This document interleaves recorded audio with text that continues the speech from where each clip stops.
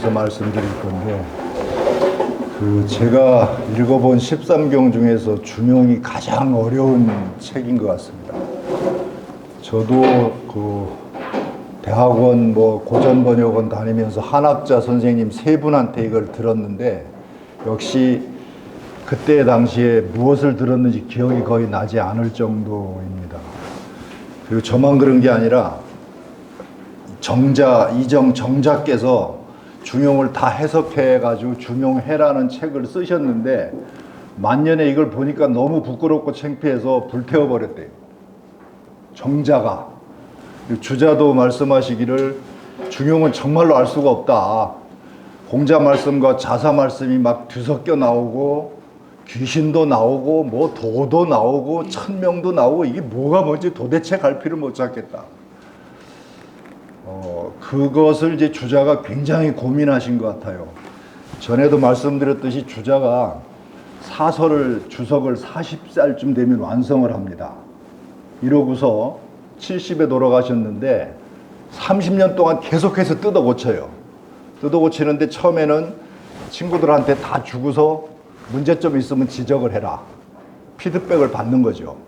나중에 제자들하고 관료들 있으면은 계속 책으로 간행을 시키면서 그 문제점을 계속 받아들여서 돌아가시기 3일 전까지 대학 성의장을 고치셨다는 거예요. 그 대학 성의장이 저번에 말씀드렸듯이 그만큼 어려운 장이에요. 근데 요즘 사람들, 특히 번역하는 사람들조차, 한문 공부하는 사람들조차 성의를 뜻을 정성스럽게 한다. 주자 주석에 그렇게 전혀 안 돼 있는데 뜻을 정성스럽게 한다, 뜻을 진실하게 한다, 이 정도로 번역을 하고 마는데 주자의 마음을 제가 생각할 때는 10%도 모르는 것 같아요. 주자 해석을. 그래서 참 그게 답답한데, 이거 고전 번역원 같은데 50대, 60대 전문 번역가들이 있는데 그 사람들한테 가서 그런 얘기를 해주고 싶은데 그쪽에서 아직 그런 기회를 마련해 주지 못해서 못하고 있는데, 어쨌든 성의 정심 수신 대학에 나오는 이게 뜻을 정성스럽게 한다 이런 뜻이 전혀 아니고, 제가 재산 부연 설명은 안 드리겠는데, 정심을 성백효 씨는 마음을 바르다. 마음을 바르다는 게 무슨 말이야 도대체? 마음을 바로 잡는다. 마음을 바르게 한다. 이게 무슨 뜻인지를 생각을 해서 거기서부터 찾아 들어가야 되는데, 그걸 전혀 안 하고 그냥 글자 그대로 마음을 바르다. 그러고 넘어가는 거예요, 그냥 다. 그 옛날 사람은 안 그랬어요. 적어도 100년 전 사람들은 그렇게 하질 않은 것 같아요. 그래서 지금 수준이 그렇게 약하게 아주 천박해졌는데, 전반적으로 중용은 더 그런 것 같습니다. 저 부산에 정경주 교수라는 분이 몇 년 전에 만났는데, 최 선생 중용 공부를 많이 했으니까 중용의 용자가 무슨 뜻이요? 이렇게 묻더라고요. 60이 넘으신 양반이. 주자가 평상이라고 해석하지 않았습니까? 그랬더니 그 평상이 뭐요? 이렇게 또 물어요. 그래서 이제 평소에 늘 항상 그렇게 하라는 뜻 아니겠습니까? 이랬더니 그게 다요. 그게 다가 아니고 더 들어가면 더 있습니다. 이러고 이제 대화를 하다가 말았는데, 이 중용의 용자가 사실은 굉장히 어려운 뜻이고요. 이 중용 두 글자를 어떻게 해석하느냐 하는 것이 중용의 사실 핵심인데, 이 중용 제1장은 이따 말씀드릴 건데, 자사가 공자의 도가 없어질 걸 고민해가지고, 할아버지 도가 없어질 걸 고민해가지고 제1장에다가 전부 요약해서 먼저 집어넣어놨어요. 제1장에다가. 그 다음에 2장부터 11장까지는 전부 자활 이렇게 나와요. 근데 한 군데만 중리활, 딱 중용에 2번 나오는데, 자기 할아버지 중리가 공자님의 자지요. 자인데 중리활을 2번 썼어요, 딱 중용에. 그것도 의도가 있다고 다 그래요. 어쨌든 2장부터 11장까지는 전부 자활로 나오는데, 제1장은 자사가 중용 전체의 뜻을 뽑아가지고 정리해 놨는데, 제1장에는 중용이라는 말이 안 나와요. 제2장에가 나와요. 근데 제1장에는 이게 나와요. 중화가 나와. 중화와 중용은 뭐가 다른가? 어떤 뜻인가? 그래도 설명이 정말 몇 시간을 설명해야지 이게 가능한 얘기라서 이게 어려운데, 주자 주석에도 간단히 나옵니다만은 중화는 사람의 마음을 위주로 말한 거예요. 희로 애락지 미발을 위지 중이요 발익의 중절을 위지 화라, 이렇게 제1장에 나와요, 자사가. 그럼 왜 중용을 먼저 말하지 않고 중화를 먼저 말하는 거예요? 사람 마음이 더 절실한 거기 때문에 이 이치를 가지고 얘기하려면 너무 형이상학적이라서 알기 쉬운 우리 마음의 문제를 끌어내가지고 이걸 먼저 얘기했다는 거예요. 그래서 이제 이 면우 선생이나 뭐 중재 선생이나 이런 분들이 그림을 그리신 게 있는데, 중용도가 있는데, 그것도 참 재밌는 게, 제가 이제 퇴직하기 한 4, 5년 전부터 그쪽을 보다가, 한주 선생 제자가 면우 선생이고 면우 선생 제자가 중재 선생이잖아요. 다 아시죠? 근데 이 세 분의 중용도가 다 달라요. 한주가 그렸으면 면우가 따로 써야 마땅한데 전혀 다르게 그렸어요. 또 중재도 스승 면우의 설을 그대로 따르지 않고 독자적으로 그렸어요. 이게 옛날엔 가능합니다. 근데 지금 그러면 난리 나겠죠. 선생설하고 다른 설을 펴면은 지금 혼이 날 거예요, 아마. 근데 그분들은 어쨌든 그랬는데, 그게 한주 이진상이라는 분이 저 안동에 있는 정제 유치명 선생한테 배웠잖아요. 대산 이상정 밑에 유치명이 있는데 그분한테 배웠는데, 안동의 정통 퇴계학을 자기가 배워와가지고 나중에 독자적인 자기 학설을 폈는데, 그게 이제 심증리설이기 때문에 나중에 파문을 당했습니다마는, 이 한주 이진상이라는 분이 성주분이죠. 이분이 영남학파 전체에서 볼 때 기호학파의 그 우암 송시열의 손잡벌 되는 재전제자인 남당 한원진이라는 사람이 충청남도 저쪽 서천인가 보령인가 그쪽에 사는데, 그 사람 설을 논리적으로 학술적으로 공개적으로 비판한 사람이에요. 그 전까지는 감정적으로 대응을 했는데, 한주 이진상이라는 분이 이거는 이런 점에서 문제가 있고 이건 아니다, 퇴계의 설에 기반을 합니다.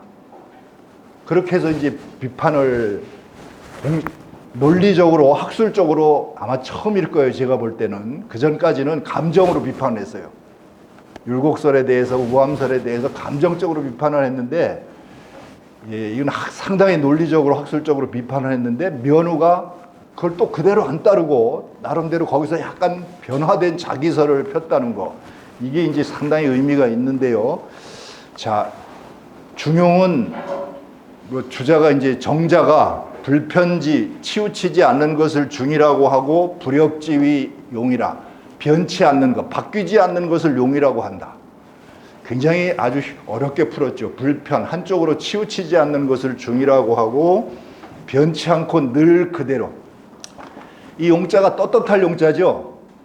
떳떳하다는 말은 항상 상자하고 같은 의미가 있어요. 이 용자가 여러 가지로 쓰이는데, 떳떳하다는 것은 늘 그대로 지속하다. 이런 의미가 이제 이 속에 들어있어서 그런 식으로 해석을 하면 되는데, 이 중용이라는 단어는 두 가지 측면에서 해석을 할 수 있어요. 하나는 리의 측면에서 해석을 할 수가 있고, 하나는 기의 측면에서 해석할 수 있는데, 이 기는 이제 심의 측면이죠. 심은 기니까, 우리 마음이 몸속에 있는 거니까. 리의 측면에서 얘기하면 이게 도예요, 도. 중용의 이치, 도리. 근데 기의 측면, 마음의 측면에서 얘기하면은 좀 이해하기가 쉬워요, 이게. 이것도 그렇고. 그래서 이제 들어가기 전에 미리 말씀드리면은, 중자는 주자가 정자가 불편지위 중이라고 한 것을 더 확대해가지고, 불편불의 무과불급. 불편, 이따가 설명드리겠어요. 한쪽으로 치우치지 않는 것, 마음이. 불의, 어디에 의지하거나 기대지 않는 것. 마음이 발하기 전의 얘기입니다. 그 다음에 마음이 발한 뒤에는 과하지 않은 것, 오버하지 않은 것. 그 다음에 불급, 미치지 못하지도 않은 것, 과불급이 없는 것, 마음이 발한 뒤에, 마음이 발하기 전에는 어느 쪽으로 치우쳐 있지도 않고 어디 쪽으로 기대지도 않는 마음, 딱 중심을 잡는 마음.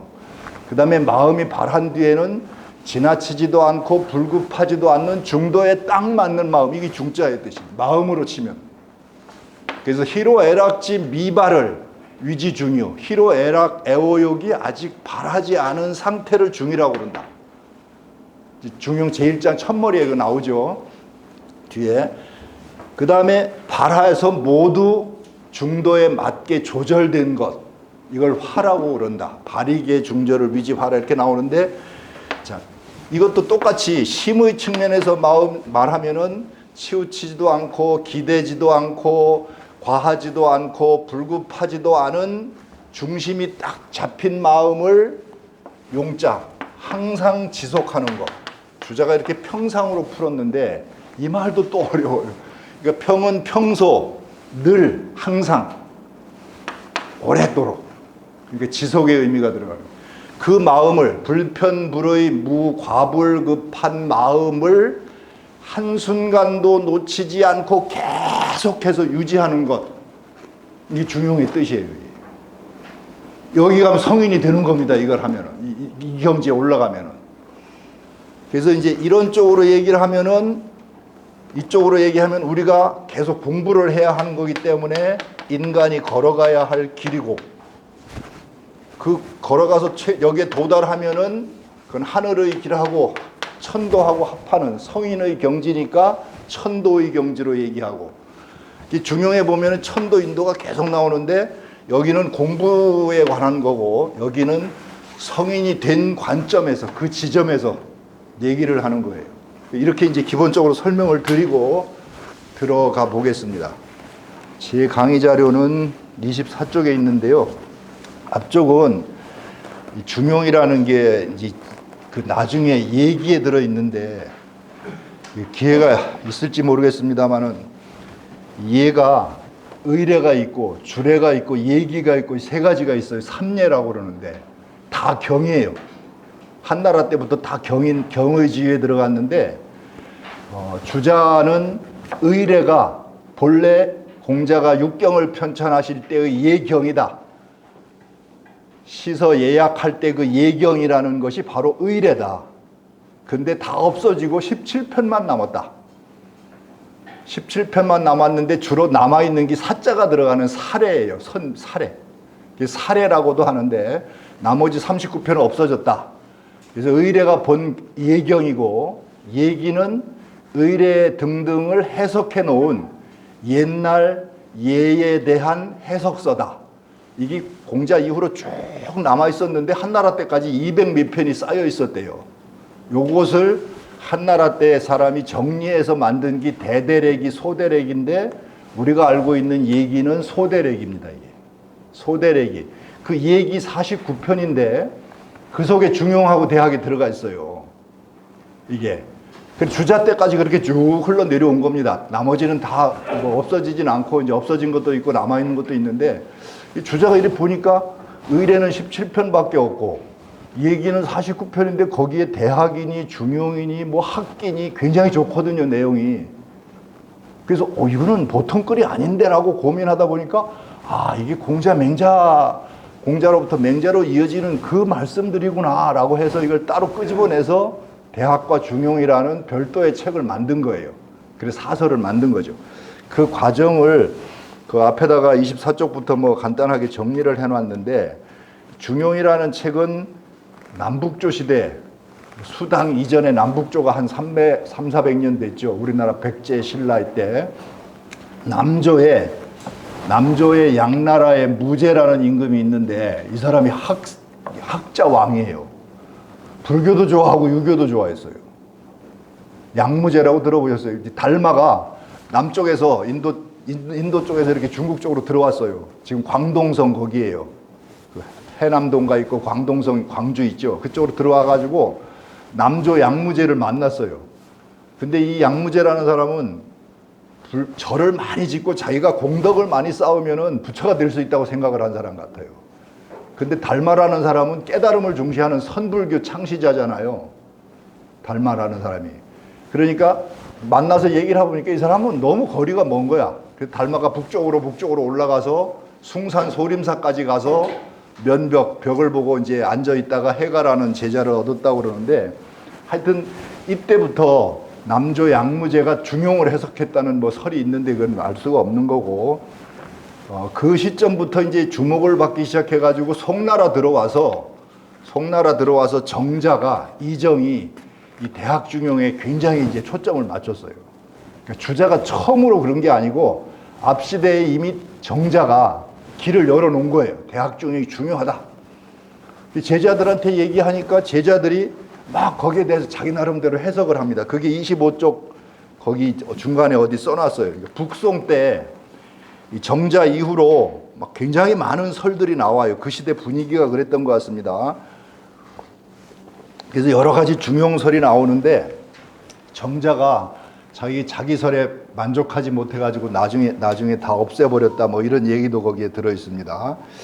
그 25쪽 중간 하단에서 이제 이를 통해 볼 때 거기 잠깐 보시면요. 이를 통해 보면은 이정의 영향으로 중용이 학문의 주요 관심 영역으로 새롭게 인식된 것을 알 수 있다. 그래서 이제 정자의 문인인 이 4대 제자 중에 한 사람인데 여대림이라는 사람이 중용해의 서문을 썼는데 거기에 이제 중용은 학자들이 덕으로 나아가는 요점으로 본말이 구비되어 있다. 뭐 이렇게 얘기하면서 가장 중요한 경서로서 인식이 되기 시작했고 그것을 한 100여 년 이후에 주자가 받아들여서 사서에 편입을 시켜 놓은 거죠. 자, 25쪽 하단입니다. 주자는 중용을 자사의 저술로 보면서 중용 장구 서에 나오는데 자사가 도학이 실전되는 것을 우려하여 지었다. 지은 이유를 그렇게 설명하면서 역시 중용 장구 서에 요가 순에게 신법을 전하면서 윤집 기중, 요거 논어 그 요할 맨 끝에 요할 첫머리에 나와요. 윤집 걸중이라고 나오는데 윤집 기중이라고 한 것과 순이 우에게 신법을 전하면서 요 서경 대우모에 나오는데 인심은 유의하고 도심은 유미하니 유정유일이라사 윤집걸중이니라. 윤집걸중이나 윤집기중이나 똑같은 말입니다. 걸자나 기자나 같은 글자죠. 인심은 오직 위태롭고 도심은 오직 미미하니 그 다음에 유정유일이 공부 방법 두 가지인데 오직 알을 정밀하게 하고 오직 마음을 전일하게 해야. 이 일자가 마음을 전일. 여러분 그 논어에 이리관지 있죠. 이리관지 할 때 일자가 굉장히 어려워요, 사실은. 그 이리관지가 뜻 해석하기가 아주 어려운데 그냥 글자만 해석하고 넘어가니까 그 속에 깊은 뜻을 알기가 어려운데 하나로서 그것을 관통했다? 하나가 뭐야? 중용어로 보면 성인데 마음을 전일하게 해서 진실하게 해서 그 마음을 가지고 모든 것을 꿰뚫어 봤다는 뜻입니다. 그게. 하나라는 게 중용의 성이거든요. 성 이따가 말씀드릴. 진실무망의 성이고, 그러니까 그 하나로서 하는 것보다는 저는 오히려 마음을 전일하게 해서, 전일하다는 말은 마음이 흩어지고 쪼개지지 않고 오로지 하나로 통일시켜서 그 마음을 가지고 상대방 마음도 헤아리고 그러라는 거죠. 그러니까. 그래서 그 하나로서 그것을 꿰뚫는다는 그 하나가 하나라고 번역하면 사실 뜻이 좀 미진해요. 그걸 그냥 하나라고 하고 넘어가는데 대부분 사람들이. 공부가 두 가지인데 유정유일 공부예요. 하나는 알을 정밀하게 하는 선악, 시비, 세상의 이치에 대해서 알을 정밀하게 공부를 하고 또 하나는 마음을 하나로 통일시켜서 흩어지지 않고 하나로 전일하게 통일시켜서 그렇게 해야 윤집걸중이라. 진실로 잡을 수 있다. 그 중도를 중용해 둡니다. 이 중도가 라고 한 것을 이게 신법이라고 그러죠. 그래서 여기서 이제 도통의 유래를 찾아가지고 이 중용장구 서에 보면은 도통 문제가 3번이나 나와요. 짧은 글 속에 도통이라는 말이. 그러니까 공자로부터 증자, 자사, 맹자, 쭉 끊어졌다가 정자, 주자 이렇게 이어져 오는 도통이라고 그러죠. 이 도통 얘기를 하면서 이제 이 문제가 계속 나오는데 거기에 핵심 공부가 유정 공부, 유일 공부예요. 요거 기억나시는지 모르겠는데 남명 선생이 그 역서 학용 엄행 일도도에 보면은 이 유정 공부하고 유일 공부를 딱 중심에 두고 있어요.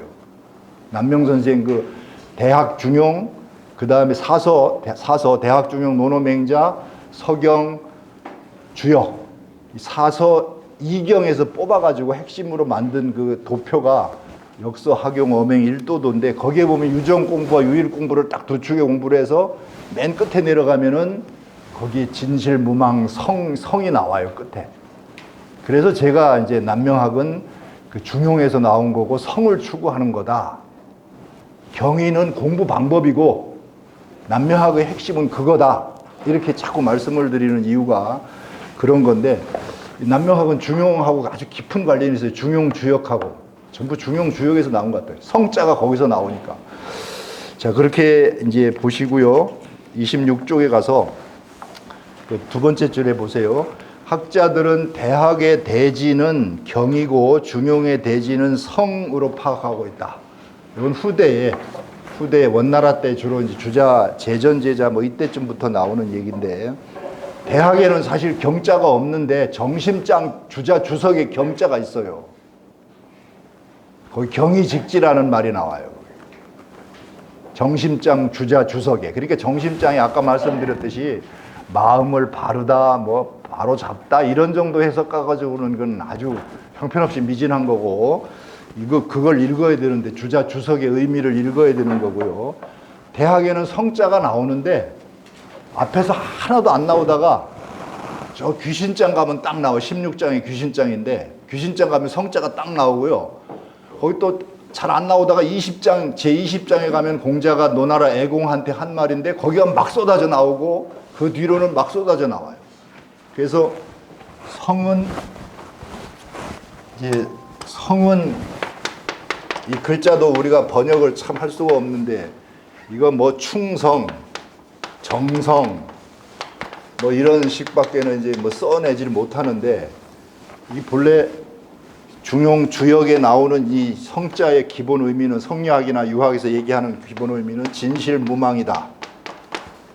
참된 마음으로 치면은 참된 마음이 꽉 차서 진이 꽉 차서 망이 없어졌다. 이 망이 망동하는 거를 했죠. 망동, 망념, 망상, 망행. 이 정심장이 바로 망하고 관련이 있어요. 정심장이. 대학 정심장이 망하고 망념을 제거하는 거하고 관련이 있는데 참된 것이 꽉 차 있어서 망이 아예 없어진 상태. 망상, 망행, 망동이 없어진 상태. 이걸 이제 성이라고. 그러니까 100% 진실한 마음이라고 할 수도 있고 이거는 결국은 하늘하고 맞닿아 있는 천리. 이렇게 이제 얘기를 할 수가 있는 거죠. 이 부분이 이제 핵심인데 이따 가서 조금 더 말씀을 드려보겠고요.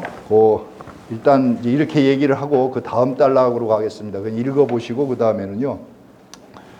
성리학에서 말하는 미발시의 공부는 이 미발, 이발이 있는데 마음이 아직 발하기 전하고 발하고 난 뒤인데 대학에서 성의정심 수시는 전부 발하고 난 뒤에요. 그래서 발하고 난 뒤에 성의는 의자가 마음속에서 싹 튼 생각이라고 주자가 주석을 하셨는데 그 마음속에서 막 싹 트는 생각을 악으로 빠지지 못하게 막고 선으로 꽉 채워나가는 게 성의의 뜻이에요. 마음속에서 싹 튼 생각을 선으로 꽉 채우다, 진실로 꽉 채우는 게 성의. 이게 첫 번째 공부고 마음이 발하고 난 뒤에 그러면은 마음이 발하기 전에는 어떻게 해야 되느냐? 이 문제 가지고 이제 주자, 정자 때부터 논의가 아주 활발하게 벌어지는데 참선하는 숙녀들처럼 왜고 있습니까? 눈을 반쯤 이렇게 반개하고 있더라도 눈앞에 사물이 지나가면 그걸 인식해야 되지 않습니까? 근데 마음은 지각은 하지만은 마음이 거기에서 빨려 들어가서 움직이지는 않는다. 뭐 이런 얘기들이 이제 굉장히 많이 나오는데 마음이 바라지 않았을 때의 공부가 있느냐 없느냐 이걸 얘기를 해요. 그래서 바라지 않았을 때 공부가 있어요. 그게 바로 경공부 중에 하나인데, 이제 이따가 중용에 나오고 밑에 넷째 줄 밑에 보세요. 그 중용 제1장에 나오는 계신공구가 그건데, 경계하고 삼가고 두려워하고 두려워하라. 이게 이제 경공부하고 관련이 있는 건데, 경계하고 삼가고 두려워하고 두려워하라. 이런 마음으로 마음이 어떤 대상에 끌려가지 않게 자기 중심을 잡는, 그걸 계신공구라고 하고 줄여서 계구라고 그럽니다. 이걸. 그래서 계구하고 이제 그 다음에 마음이 발하고 났을 때 공부인 신독, 이 두 가지를 대로 얘기를 해요. 계신공구를 계구라고 그러고 신기독을 신독이라고 그래서 이렇게 대로 얘기를 하는데, 신자가 송나라 효종 임금의 이름자하고 음이 같아가지고 피하기 위해서 주자가 삼가할 근자로 썼어요. 신자를. 그래서 우리나라 이제 조선시대는 안 그래도 되는데 그걸 그대로 따라가지고 주자가 했기 때문에 신독을 전부 근독으로 써요. 근독이나 신독이랑 똑같은 말인데 사실 근자보다는 신자가 더 맞아요. 왜냐하면 마음 신방변에 쓴 거하고 말씀 언변에 쓴 거하고 다르잖아요. 뜻이. 안 그렇겠어요? 그래서 신독이 맞는데 이제 피하기 위해서 그렇게 쓴 거라고 생각하시고 신독으로 보시는 게 맞는 거고요. 그래서 이 두 가지 공부가 들어있고요. 다음 단계 보시겠습니다. 단락. 대학은 현실 사회에서 한 개인이 추구해야 할 일, 곧 도덕적 수양을 통해 덕을 닦고 그 덕을 주변에 확산시켜 나가는 수평적 논리를 펴고 있는 반면, 중용은 하늘과 사람의 관계를 집중적으로 해명하면서 하늘이 사람에게 명한 것, 그 본성을 해치지 않고 순응하는 인간의 길, 그 다음에 교, 뭐 이렇게 내려오면서 천명, 성도, 교로 내려오는 도와 사람이 지인용으로 선을 택하여 오래 유지하며 용감히 실천하여 천도에 합하는 천인합의를 제시하고 있다. 그래서 대학을 입덕문이라고 정자가 얘기를 했죠. 그 남명서원 가는데도, 덕천서원 가는데 입덕문도 그겁니다. 중용은 입도지서라고 그래요. 입도. 도 자체고, 덕은 저번에 많이 말씀드렸듯이 덕은 사람 위주로 말하는 거다. 사람이 얻은 거, 덕자가 얻는다는 뜻이니까 도는 진리 자체고 덕은 사람이 얻어서 가진 거. 하늘이 부여한 것을 깨달아서 터득해서 내 몸에 구현해낸 게 덕이죠. 덕은 사람 위주로 깨달아서 얻은 거가 덕이고 도는 그 진리 자체인데, 그래서 입덕지서라는 말은 덕으로 들어가는 책이고 도로 들어가는 책이다. 입도지서다. 이게 이제 아주 다르게 간명하게 표현한 얘기고요. 또 중용에 보면은 이게 중용의 중요한 키워드이기 때문에 말씀을 드리는데, 지인, 지천, 배천 이런 용어가 나와요. 이거를 그냥 사람을 안다, 하늘을 안다, 하늘에 짝이 된다, 배합한다 이런 식으로 넘어가면 하나도 모르는 거고, 사람을 안다는 게 무슨 뜻일까? 사람의 본성을 안다, 사람의 마음을 안다, 사람의 마음속에 있는 본성과 감정이 어떤 것인지를 안다, 이런 의미예요. 이게 지인이라는 말이. 지천은 뭐냐? 그 사람의 마음의 본성이라는 것이 있는데 이게 하늘이 부여한 거다. 그것까지 안다. 그러니까 사람의 마음에 있는 본성을 더 벗어나서 우주 전체 또는 사회 전체의 논리를 안다는 뜻이 이게 지천에 해당되고요. 배천은 천인합일이에요. 내가 거기에 합하는 거. 지인하고 지천에서 배천하는 거. 이런 논리를 갖고 있습니다. 이게 아주 중요한 거라고 저는 생각을 하는데, 거기 세 번째 줄에 보면은 그 중세 종교가, 서양에서 종교가 모든 것을 다 지배하던 중세 사회에서 사람들이 깨어나오는 그 인식의 시발점을 서양 철학하는 사람들이 이렇게 얘기를 해요. Who am I? 나는 누구인가? 나는 왜 계속 노예여야 해? 나는 왜 계속 쟤네들 시중만 들어야 해? 여기에 대한 자각이 싹 떴다는 거예요. 나도 똑같은 사람인데 나는 왜 계속 종으로 살아야 해? 쟤는 뭔데 대먹지도 않은데 계속 양반 행세를 하고 살아야 해? 여기에 대한 물음. 그래서 인간의 존엄성을 생각하게 되고 자기 가치를 찾으려고 했다는 거죠. 이게 이제 르네상스의 시발점이라고 서양 철학자들이 얘기를 하는데 똑같아요. 여기서도. 그래서 사람들이 이제 깨어나는 게 나는 누구인가? 나라는 인간에 대해서 알고 무엇가 문제인지를 알고 그걸 찾아서 내가 덕을 닦으면은 남들보다 더 훌륭한 인격을 갖출 수가 있고 사람들이 나를 존중할 수 있을 것이다. 이런 논리를 이제 발견해내는 거죠. 그래서 그 유명한 게 윤임금은 어떤 사람이고 순임금은 어떤 사람인가? 나도 그 사람처럼 될 수가 있겠다. 맹자에 나오는 안회의 생각이죠. 이런 생각을 이제 이분들이 하신 건데 그 근원에 대한 나라는 존재의 근원에 대한 물음. 이게 불교에서 왜 부모 미생지전 본래 면목 여하 뭐 이런 이제 화두가 있는데 부모님이 태어나기 이전에 내 본래 모습은 무엇이었을까? 아침부터 좀 썰렁한 농담입니다만은 옛날 선승들한테 누가 젊은 승려가 물으니까 네 애비 네 애비 거기서 나왔다. 뭐 이렇게 하더랍니다. 이제 나는 어디서 왔어요? 물으니까 네 애비 거시기서 나왔다. 맞는 얘기죠. 근데 인간의 존재에 대해서 그건 생물학적 DNA를 얘기를 한 거고 동양에서는 대체로 하늘이 계속 메시지를 주고 있다. 이게 제가 말씀드렸나 모르겠는데 명말청초의 그 왕부지라는 중국의 철학자가 있는데 이분의 독사서 대전설이라는 게 굉장히 유명한데 그걸 제가 대학 중용을 번역을 해낸 게 있는데 그거 하다가 깜짝 놀란 게 보통 주자학에서는 태어날 때 하늘이 명한다. 본성을 심어준다. 마음에. 이렇게 얘기를 해요. 근데 왕부지는 태어날 때 한 번 주는 게 아니라 죽을 때까지 계속 보내고 있다. 신호를. 근데 사람이 수신기를 차단시켜서 받아들이지 않을 뿐이다. 그래서 나쁜 짓을 하는 거다. 이 얘기 듣고서 저는 제 머리끝이 이렇게 올라갔어요.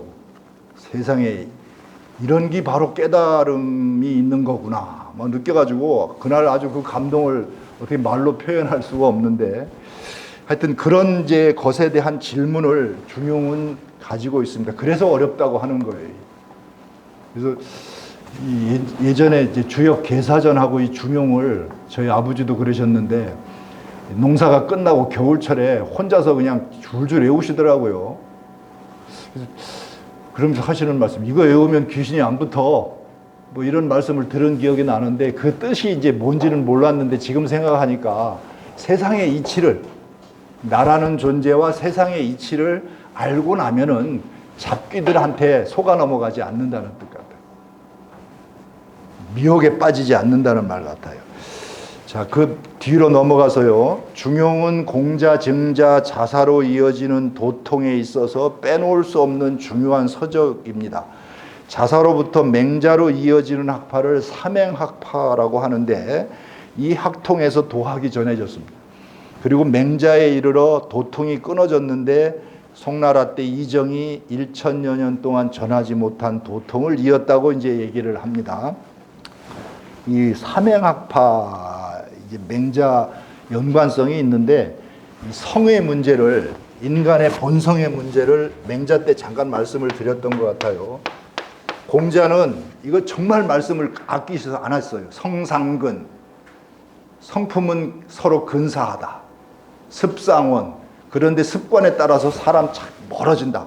차이가 많이 난다. 뭐 이런 말씀을 하셨는데 이거는 형이상학이기 때문에 굉장히 말씀을 안 했는데 맹자는 고자장에서 보면은 고자가 생지위성 뭐 이걸 가지고 얘기를 하니까 계속 입씨름을 하면서 이제 성선설, 성학설 뭐 이걸 계속 논쟁을 하는데 맹자가 성선설을 펴게 된 이유가 바로 자사로부터 전해받은 게 있어서 그런 것 같아요.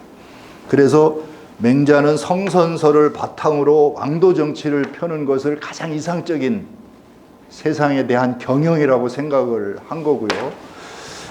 이 연관성을 검토하자면 그런데 사실은 맹자를 왕도 정치 쪽으로만 얘기하고 성선설은 아주 깊이 있게 얘기를 잘 안 합니다, 사람들이. 자, 그 다음에 이제 중용의 뭐 인심도심 문제를 쭉 연결하면서 심성정의 문제를 얘기를 하고 있는데 그 퇴계가 그리신 성학십토 제5도에 보면은 심통성정도예요. 심통성정. 마음이 성정을 통합하고 통섭하고 있다. 다 통합하고 있다. 우리 마음이 본성과 감정을 다 거느리고 있다. 심통성정도인데 거기에 상도, 중도, 하도가 있어요. 퇴계 성악십도. 그게 퇴계학의 핵심이에요. 거기 리발이 기승지하는 그게 나온 데가 그쪽이에요. 거기가 심통성정. 그러니까 뭐 퇴계의 그 이기호발설이 사실은 중용 여기서 나온 거예요. 심성정의 문제. 마음, 그 속에 본성, 또 감정. 요걸 어떻게 이기하고 연결시켜서 해석해낼 것인가. 이 문제가 이제 여기서부터 발언이 된 건데요. 중용의 연원을 두고 있다. 이렇게 이제 대략을 말씀드렸고, 그 두 번째 장의 중용의 논리 구조인데, 이게 중용을 뭐 천독, 삼천독, 만독했다는 사람이 있는데, 이게 만독한다고 다 아는 게 아닌 것 같아요, 제가 보니까. 이 구조를, 이 짤막한 글인데 그 속에 논리 구조가 있는데, 이 논리 구조를 파악해야 되는데, 솔직히 이거 제가 중용 연구를 하면서 중용 도서를 다 정리하고 하면서 이 논리 구조를 가지고 이제 선현들이 해석하는 것을 다시 논문으로 써내고 그랬는데, 이 거기 첫 번째 구조 분석하고 논리 접속을 따지는 겁니다. 구조를 도대체 중용 33장의 구조를 어떻게 파악할 것인가, 논리 구조를. 그 다음에 그 논리가 어떻게 서로 이어지고 있는가, 장과 장 사이에, 단락과 단락 사이에 어떻게 이어지고 있는가. 이제 이 실마리를 제가 처음 찾은 건 아니고 주자의 그 중용장구 서에 보면은 지분절해 맥락 관통 그 뒤에 또 있어요. 뭐 더 있는데 여기 핵심인 것 같아요. 지분절해. 지자는 사지지자, 육달월변에 쓴 지자하고 같은 통용이 됩니다. 사지지자. 사지로 나누어지고 그다음에 마디절자. 사지에서 다시 뭐 무릎 관절마디, 발목마디 이렇게 나누어지죠. 그래서 사지와 관절, 마디로 나누어져, 사지로 나누고 마디로 나누어서 해석을 해야 되고, 이게 바로 구조 분석입니다. 이게. 구조가 어떻게 돼 있느냐. 우리 요즘 말로 하면은, 그 다음에 맥락이 관통, 이 혈맥과 경락이 하나로 이어져 있다. 피가 흐르듯이 이렇게 쭉 이어져 있다. 사지와 관절은 나누어져 있는데 그 속에 신경계와 혈맥은 다 통하고 있죠, 이게. 그 논리가 이어지는 것, 서로 연결되는 고리를 찾아야 된다. 이게 이제 논리 구조와 혈맥, 논리 접속, 구조 분석과 논리 접속인데, 제가 이걸 가지고 중용 논문을 한 20여 편 썼는데, 아주 들어가 보면 상당히 저는 재밌었는데, 중용 도설에 제가 정리한 그 우리나라 선현들이 중용을 해석한 그림이 한 150개 가까이 돼요. 제가 찾은 것만. 근데 그 그림이 다 달라요. 다르다는 얘기는 논리 구조와 구조 분석과 논리 접속에 약간의 해석의 차이가 있다는 거죠. 굉장히 재미난 얘기죠, 이것도. 그래서 아까 말씀드린 한주와 면후가 다르고 면후와 중재가 다른 해석을 한 그런 것이 이제 나오는 그 동기가 됩니다. 그래서 이게 이제 기본이고요. 이런 틀을 가지고 보질 않으면은 하나도 안 보여요. 정말 안 보입니다. 그냥 100번 외우고 있어도 안 보여요. 그래서 그림이라는 게 핵심 주제어를 뽑아다 놓고서 그걸 선으로 이렇게 연결을 해놨어요. 그림에 보면, 도표에 보면. 그러니까 핵심 주제어가 요즘 말로 키워드고, 요 키워드가 이렇게 연결이 되고, 뭐 이렇게 연결이 되고, 그게 이제 논리가 이어지는, 접속되는 부분을 그렇게 해놓은 건데, 이거를 어느 정도 보고 나니까 이제 그 느낌이 좀 오는 건데, 그래서 제가 좀 시건방지게 뭐 김용옥 씨나 딴 사람들이 중용 강의 하는 것만 알고 하는 강의가 아니에요. 모르고 하는 강의예요, 이게. 껍데기만 알고 속을 하나도 모르고 하는 강의예요. 그래서 그런 것을 보지 못하면은 껍데기 강의만 헛소리만 자꾸 떠들다 가는 것밖에 안 된다. 이런 생각을 저는 가지고 있습니다. 그 두 번째 단락에 보시면요. 당나라 때 공영달의 소를 보면은 이제 32장으로 나누고 있는데, 나누고 있고, 주자는 33장으로 나누셨는데, 주자가 중용장구 편제, 대학하고 중용에는 편제라는 말이 있는데, 편의 제목, 그러니까 대학이면 대학, 중용이면 중용이라는 책의 제목에 대한 풀이가 편제예요. 편의 제목 풀이라는 뜻이에요, 편제가. 정자의 설에 뭐라고 이제 주자가 정자의 설을 인용해가지고 얘기해놨냐 하면은, 그 한문으로 된 거 보세요. 시연 일리 중산위 만사 말 부합의 일리. 처음에 일리를 말했고 중간에는 흩어져서 만사가 되었고 마지막에는 다시 합하여 1, 2가 되었다. 그러니까 제1장의 1, 2를 얘기하고 제33장의 1, 2를 얘기하고 중간에는 온갖 가지 얘기들을 다 하고 있다. 리와 사, 1, 2와 만사. 요게 이제 정자가 해석한 건데, 정자는 아마 대체적인 것만 이렇게 보신 것 같아요. 그걸 이제 주자가 더 정밀하게 풀어놨습니다. 그래서 정자로부터 주자로 내려오는 그 시기 또는 주자 이후에 주자가 뭐 해석을 해놨지만은 다른 설이 굉장히 많이 나와요. 원나라 때까지. 그래서 크게 나눠보니까 3단락설, 4단락설, 6단락설 뭐 이렇게 이제 8단락설 이런 것들이 나오는데 이제 그 부분이 이제 핵심 주자 것만 가지고 주자 학파와 주자 것만 가지고 보면은 27쪽 하단부터 그 28쪽에 걸쳐 있는 겁니다. 그 요로라는 사람은 주자의 재전제자 송말 원초 사람인데 거기에 보면은 이제 주자가 33장으로 중용 장구를 나눠 놓으셨는데 쪼개 놓으셨는데 그전에는 안 그랬어요. 또 쪼개 놓으셨는데 이거를 크게 대절, 단락, 대절은 이제 큰 절이니까 큰 단락인데 1대절부터 6대절로 나눠 가지고 그 범위를 정하고 요지를 이렇게 해 놨는데 이게 이제 6대절설입니다. 쌍봉요씨라고 그래요. 대전본에 제일 많이 나오는 요로라는 사람이고요. 그 다음에 뭐 원나라 때 호병문, 그 다음에 경성, 뭐 사백선 이런 사람들은 5대절설을 폈는데 이것도 조선시대에 다 유입이 됩니다. 그런데 명나라 초에 그 영락대제 때 만든 호광등이 만든 중용장구 대전, 우리가 옛날 가지고 있던 교재입니다. 이거 금속활자로 찍은 이 대전에는 종래에 보이지 않던 독중용법이라는 게 실려 있어요. 첫머리에 보면. 근데 제가 이걸 가지고 정말 고민을 많이 했어요. 독중용법을 아무리 찾아도 주자의 글에 없어요. 주자 전서에 없어요. 그래서 나중에 이제 안 되겠다 싶어서 그 중용 장구, 중용 홍문 번역하면서 이걸 그 요즘에 데이터베이스가 있기 때문에 찾아봤더니 독중용법이라는 글이 주자가 직접 쓴 글이 아니고 주자의 편지글, 뭐 주자 어류, 사서 집주 이런 데서 뽑아가지고 명나라 때 전반기 사람이 짜집기 해놓은 설이에요. 근데 짜집기를 그냥 따다가 놓은 게 아니라 여기서 조금 따고 여기서 조금 따고 해가지고 문장을 막 뒤섞어 놔버렸어요. 아주 나쁜, 그러니까 필요한 것만 지가 따다가 거기다가 적어 놓은 거예요. 요즘에 왜 언론에서 다 빼버리고 하나만 해가지고 상대방 막 공격하잖아요. 그런 식으로 해놓은 거예요. 그러니까 이게 아주 나쁜 설이라는 생각이 들었는데, 그래서 그 중용 거기 보면 제가 다 밝혀놨어요. 요 얘기는 어디에 나오는 거고, 요 얘기는 뭐 주자어류 어디에 나오는 거고, 요건 주자전서 누구 편집글에 나오는 거고, 거의 다 밝혀놨는데, 그래 하여튼 독중용법은 주자가 직접 쓴 글이 아니고 명나라 초의 사람들이 주자의 글을 여기저기서 짜집기해서 독중용법이라고 붙여놓은 거다. 확신합니다, 저는 이 설에 대해서. 근데 이게 제일 앞에 그 서문 앞에 있어요, 이 독중용법이라는 글이. 근데 그 독중용법 제일 끝에 가면은 이렇게 6단락으로 나눠놨어요. 밑에 두 번째 표에 보시는 것처럼.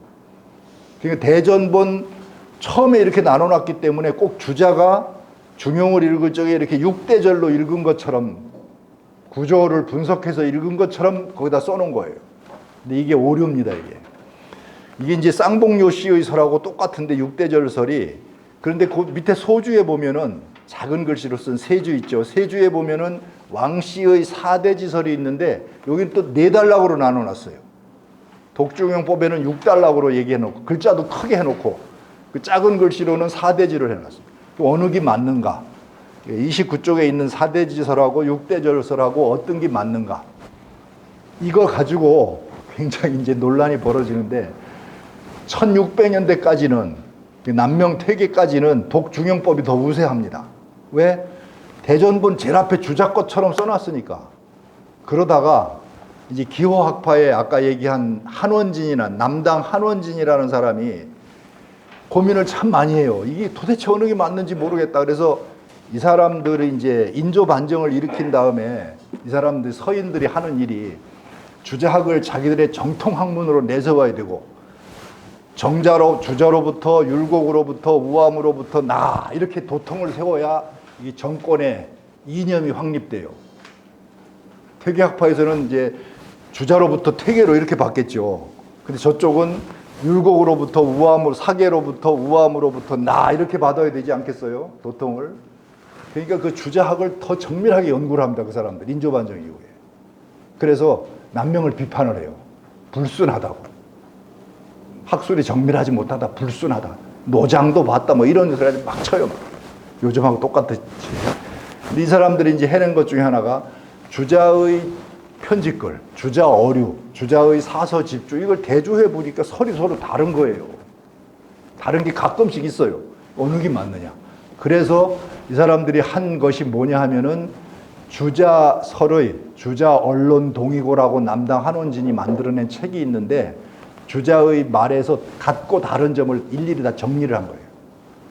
그런데 그럼 어느 것이 더 정설이냐? 그래서 이 사람들이 한 게 초년설과 만년설이라는 게 나와요. 초년설과 만년설. 편집글이나 제자들하고 문답한 걸 적어놓은 주자 어류는 초년설이고 사서 집주에 있는 게 만년설이다. 왜? 돌아가시기 3일 전까지, 돌아가시기 한 달 전까지 뜯어 고친 게 대학 중용이니까. 그렇게 얘기를 해요. 그러면서 근거가 그거예요. 그러면서 만년설이 주자의 정설이다. 주자의 정론이다. 이렇게 확정된 논이다. 이렇게 정론이다. 이렇게 만년설 논리를 펴니다. 이게. 그래서 이 사람들이 이제 뭐라고 얘기하면은 중용 해석에 6대절설이 있고 4대절설이 있는데 어느 게 주자의 만년 정론인가? 한원진이 29쪽에 있는 4대지설이다. 이렇게 정리를 다 합니다. 이게 남인이건 뭐건 다 나중에 받아들여요. 4대지설로.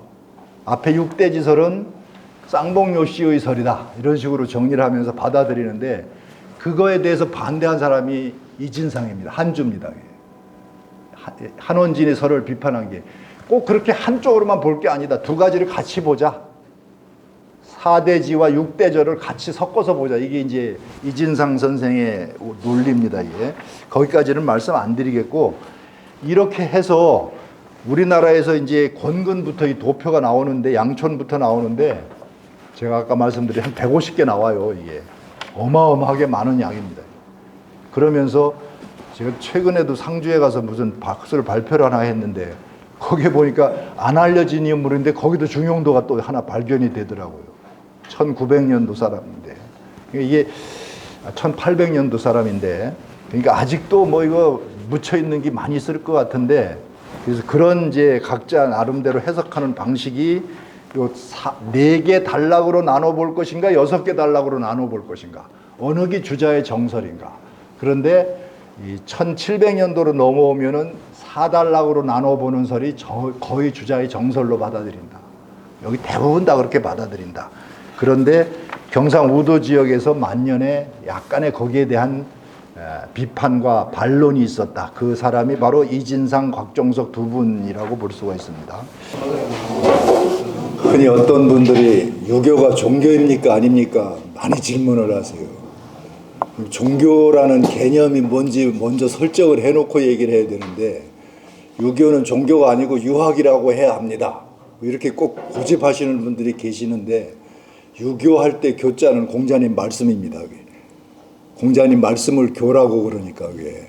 그래서 종교는 인간과 신의 문제를 설정해가지고 그 어떤 관계성을 설정을 하는데 유교는 사실은 신을 경이원지하면서도 신의 개념을 설정을 안 하고 인간 관계 속에서 대체로 파악하기 때문에 저는 종교하고는 거리가 있다고 생각을 하는데 교자가 나와서 이제 말씀을 이렇게 시작을 했는데 중용 첫머리에 천명지위 성이요 솔성지위 도요 수도지위 교니라 여기서 이제 키워드를 핵심 글자를 뽑으면은 천명 성 도 교 이렇게 네 글자가 되죠. 명 성 도 교. 근데 천명은 빼면은 성도교 이렇게 되죠. 종교 같죠? 성도교.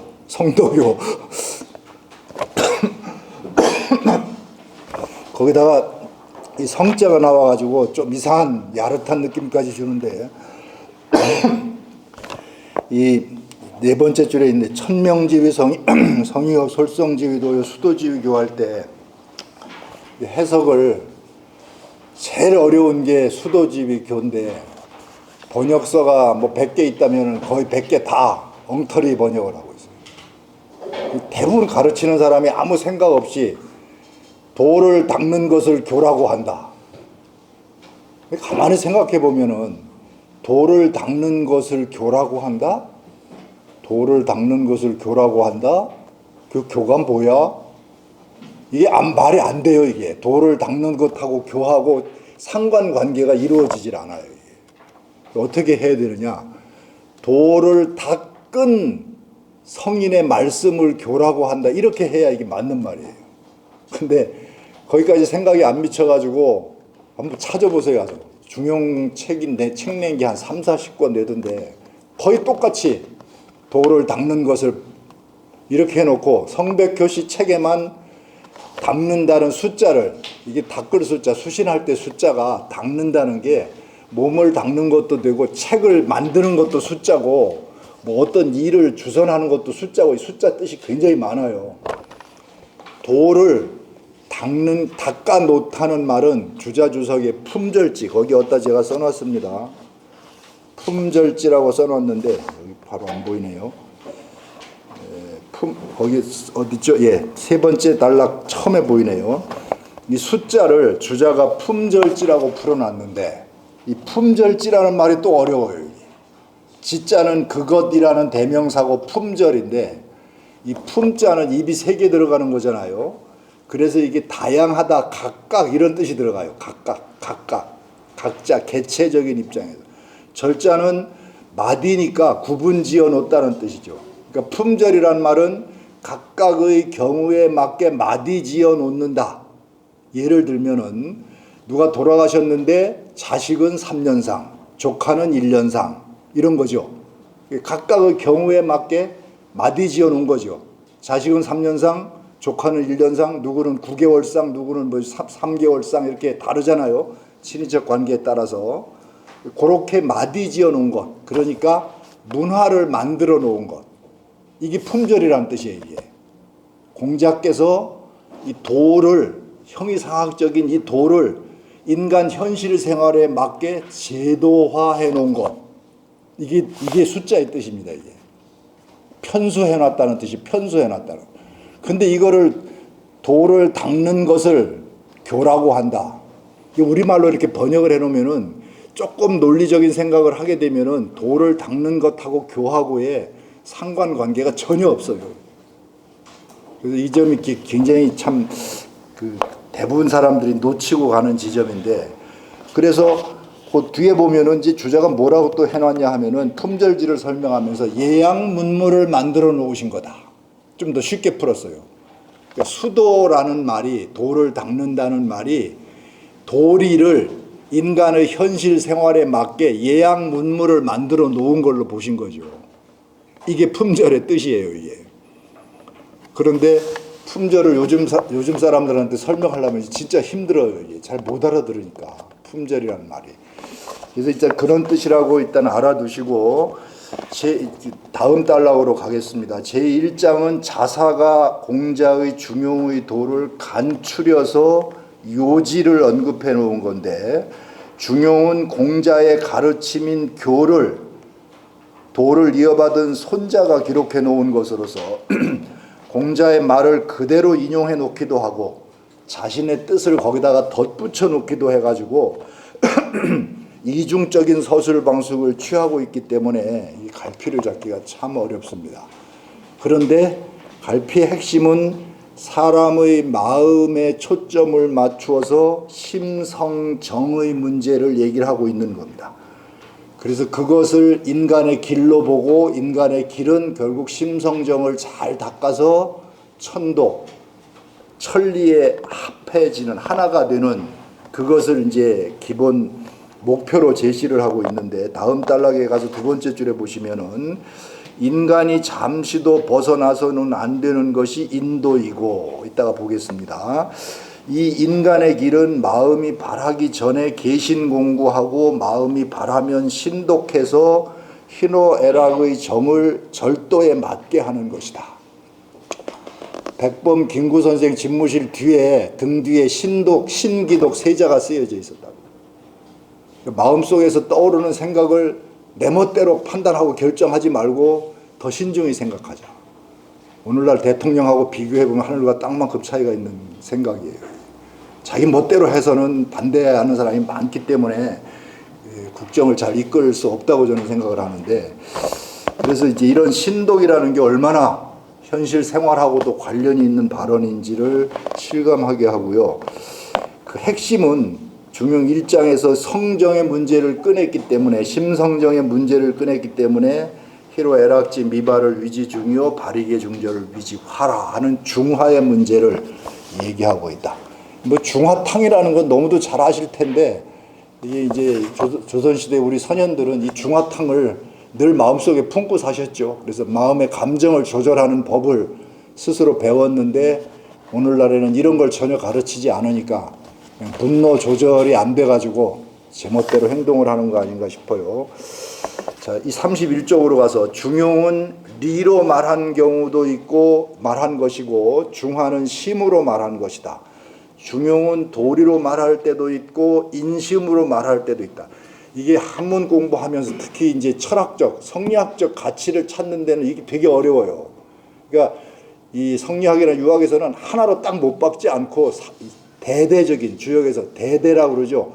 리가 있으면 기가 있고 음이 있으면 양이 있고, 이게 서로 마주칠 때도 있지만은 서로 끌어당길 때도 있다. 이걸 대대라고. 그래서 대가 되지만은 기다리는 측면도 있다. 이건 서로 상대적이지만 이건 서로 필요로 하는 것도 있다. 그래서 이 핵심이 일이면서 이고, 하나이지만은 태극은 하나이지만 음영으로 나눠지면 둘이 되고, 또 나눠지면 사상이 되고 팔개가 되고. 근데 거꾸로 또 보면은 둘이었다가 또 근원으로 자꾸 돌아가면은, 근원으로 돌아가면은 둘이었던 것이 하나가 되는 거죠. 이 논리가 대대 논리라고, 주요.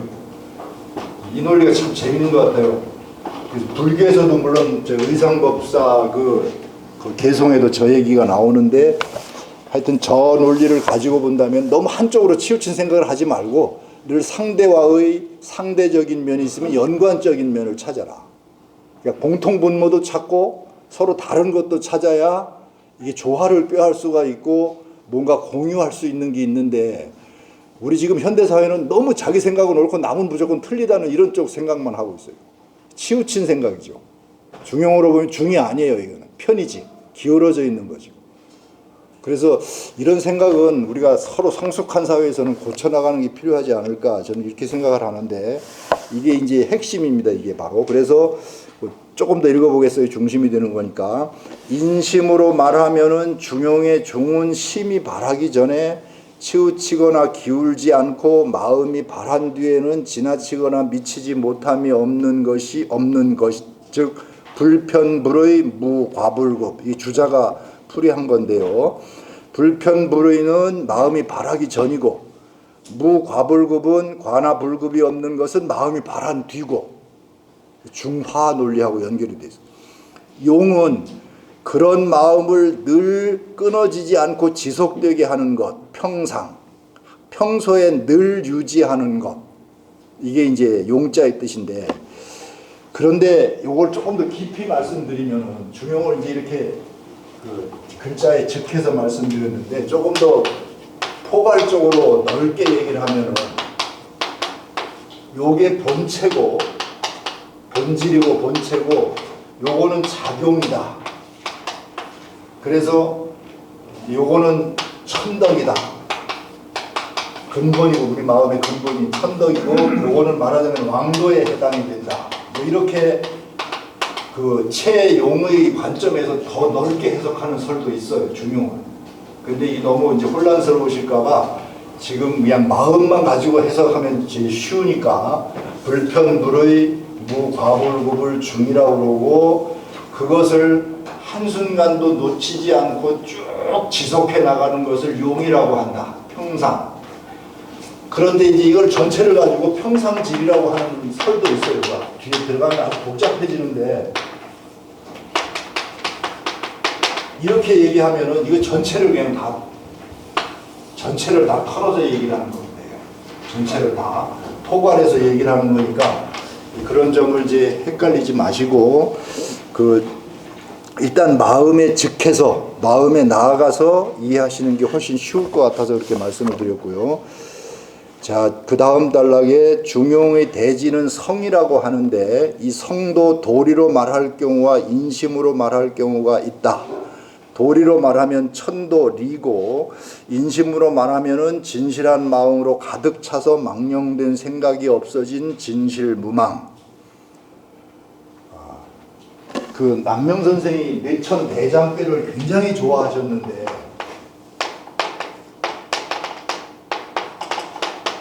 위에가 뇌고 밑에가 천인배가 대장배인데 이걸 뒤집으면요 천례무망이 돼요. 천례무망배가 되는데 주역의 64교 중에 하나가. 남명학의 핵심이 이거예요. 사실은 이 공부를 통해서 이 경지에 가자는 거예요. 그래서 아까 말씀드린 그런 성도나 남명 그 학교편에 있는 남명 자작도가 몇 개 안 되는데 역서, 학용, 어맹, 일도도나 성도나 보면 이게 뒤에 나와 이렇게 나와요. 이게 내천대장은 극기복례하는 공부예요. 이게. 내천 씩씩하게 매우 크게 장엄하게 극기복례를 해서 망이 완전히 사라진 경지에 이른다. 중용하고 딱 합치되는 그런 내용인데요. 자, 이를 통해서 이제 진실 무망의 마음을 유지하는 것, 그것을 중용의 핵심으로 보고, 그래서 중용에서 수신을 굉장히 강조합니다. 20장에 노나라 애공이 공자에게 정치를 물었는데 수신을 얘기를 해요. 최고 통치자 보고 당신 마음부터 닦으세요. 마음부터 바로 잡으세요. 정치 자문을 구했는데 그게 이제 뭐 옛날 화법인데 수신을 위주로 하고 있다. 한 단락 건너뛰어서. 그런데 중용 안에 들어가 보면은 중용에는 현상과 개체에 해당하는 용과 그 원리와 본체에 해당되는 체가 등장하는데 이것이 제12장에 있는 비하고 은입니다. 비하고 은은 불교에서 반야심경에 비는 색이고 은은 공, 색즉 시공, 공즉 시색 다 아시죠? 그 불교에서 반야심경에서 얘기하는 이 색하고 색의 세계는 현상계, 눈으로 보여지는 현상계, 공의 세계는 안 보이는 리의 세계. 색즉 시공, 공즉 시색 다 아시죠? 설명도 안 드릴 것 같아요. 그러니까 이거하고 똑같은 거, 이걸 비로 보고 글자가 조금 다른 건데 이거는 은으로 본 거죠. 안 보이는 거니까 은으로 보고. 그래서 이제 서로 풀이하는 글자가 다른 건데 비슷한 얘기입니다. 이게 뭐냐? 우리가 눈으로 보고 귀로 들을 수 있는 현상과 세계만을 인식해서는 안 되고 그 이면에 내재된 소이연, 그 원리, 그것을 알지 않아서는 안 된다. 그래야 수신도 할 수 있고 세상도 바로잡을 수가 있다. 현상만 보고 얘기하지 말고 그 이면을 봐라. 그 이면을 보고 근본적인 치유를 하라. 이게 이제 중용의 가르침입니다. 한 단락 건너뛰어서 두 번째 하늘이 명한 이 본성을 바로 알고 나면 그 두 번째 줄에 그 근원을 보지 못하면 마음에서 일어나는 감정을 마음의 전부라고 인식하게 된다. 성리학자들이 불교를 비판하는 가장 핵심이 그 반야심경에 나오는 무아니비설신이 무색성향미촉법, 이 감각기관을 통해서 일어나는 감정을 마음이라고 보고 불교에는 작용만 있지 본체가 없다. 유교로 치면 경공부 같은 게 없다. 참선 같은 게 있는데 그 마음의 본체에 대한 공부가 없다. 이렇게 비판을 하는 이유가 이제 반야심경 그걸 가지고 얘기를 하는데요. 감정을 전부라고 인식하게 된다. 그러면 동물처럼 본능적인 욕구만을 추구하는 삶이 된다. 공자가 눈앞에 보이는 흘러가는 시냇물을 보고서 그 근원을 생각한 것처럼 그 궁극처를 생각하지 않으면은 인간의 삶, 즉 도덕적 이성적 삶을 살 수가 없다. 이게 서자 여사분저 불사주야로다. 논어에 나오는 그 얘기예요. 그리고 구곡을 만든 이유가 바로 여기에 있어요. 구곡 끝까지 가는 근원을 자꾸 따라 올라가는 거지. 물의 근원을. 그래서 지리산 가면서 대원사로 유행하는 유람이 유행했던 게 대원사가 큰 근원이니까 거기에 뭐 조개 무덤이 있어서 조개꼴인지 모르지만은 정재규라는 분은 조개라고 하지 않고 비로소 조자 10개자 조개를 그렇게 한자로 풀어 새롭게 뜻을 해석해요. 만물의 시원이 열리는 곳, 대원사 꼴 물이 시작되는 곳, 이 세상의 근원이 열리는 곳, 이렇게 이제 풀이를 하는 거죠. 어느 게 맞는지는 모르겠습니다만은 하여튼 풀이는 그렇게 새로운 해석을 하는 겁니다. 그래서 다음 단락으로 가보겠습니다. 우리는 현상만 보고 그 이면의 원리를 보지 못한다. 그 이면의 원리를 모르면 현상도 온전히 이해할 수가 없다. 그래서 이제 12장에 나오는데 솔개가 떨어지지 않고 허공에 떠 있다. 연비어천. 물고기가 물에 빠져 죽지 않고 물에서 자유롭게 헤엄치고 있다. 어야구연. 이거를 통해서 눈에 보이는 것 이면에 물고기가 죽지 않고 물에서 살 수 있는 원리, 솔개가 떨어지지 않고 허공에 떠 있는 원리라는 게 세상에 있다. 그게 천리예요. 넓게 얘기하면 천리고 자세히 얘기하면 각각 다 다르겠죠. 이거를 보자는 얘기입니다. 눈에 보이는 솔개와 물고기를 통해서 우리가 알 수 없는 근원을 자꾸 생각해 보자. 이게 연비어약입니다. 연비어약. 이 소수서원에도 핵심으로 등장하고 있고요. 이게 뭐 조선 유학의 핵심입니다. 조선 성리학의 핵심이라고 볼 수 있는데 연비어약. 그 다음에 넘어가서 보겠어요. 하나는 주자의 그 관서유감이라는 시에 나오는 천광운영. 하늘 주자가 자양루 앞에다가 이렇게 네모난 연못을 파놨더니 물을 끌어댔더니 그 물에 어느 날 파란 하늘빛이 비치고 또 하얀 구름이 떠가더라. 파란 하늘빛과 하얀 구름을 보면서 아, 천리가 유행하고 있구나를 깨닫는 거예요. 그 선비들이 왜 집안 공부하는 앞에다가 조그만 연못을 만들어 놓고 소나무를 심어 놨겠어요? 조경 아니에요. 천리를 보려고 한 거예요. 근데 그걸 모르고 자꾸 이제 헛소리를 많이 하죠. 보통 미술을 하는 사람들이 강의 안에 고사관수들을 보고서 뭐 탁쪽이나 하고 있다. 선비들이 탁쪽이나 하고 있다. 뭐 이따위 소리를 막 하는데 진짜 무식한 발언입니다. 물을 보는 게 탁쪽하는 게 아닌데요.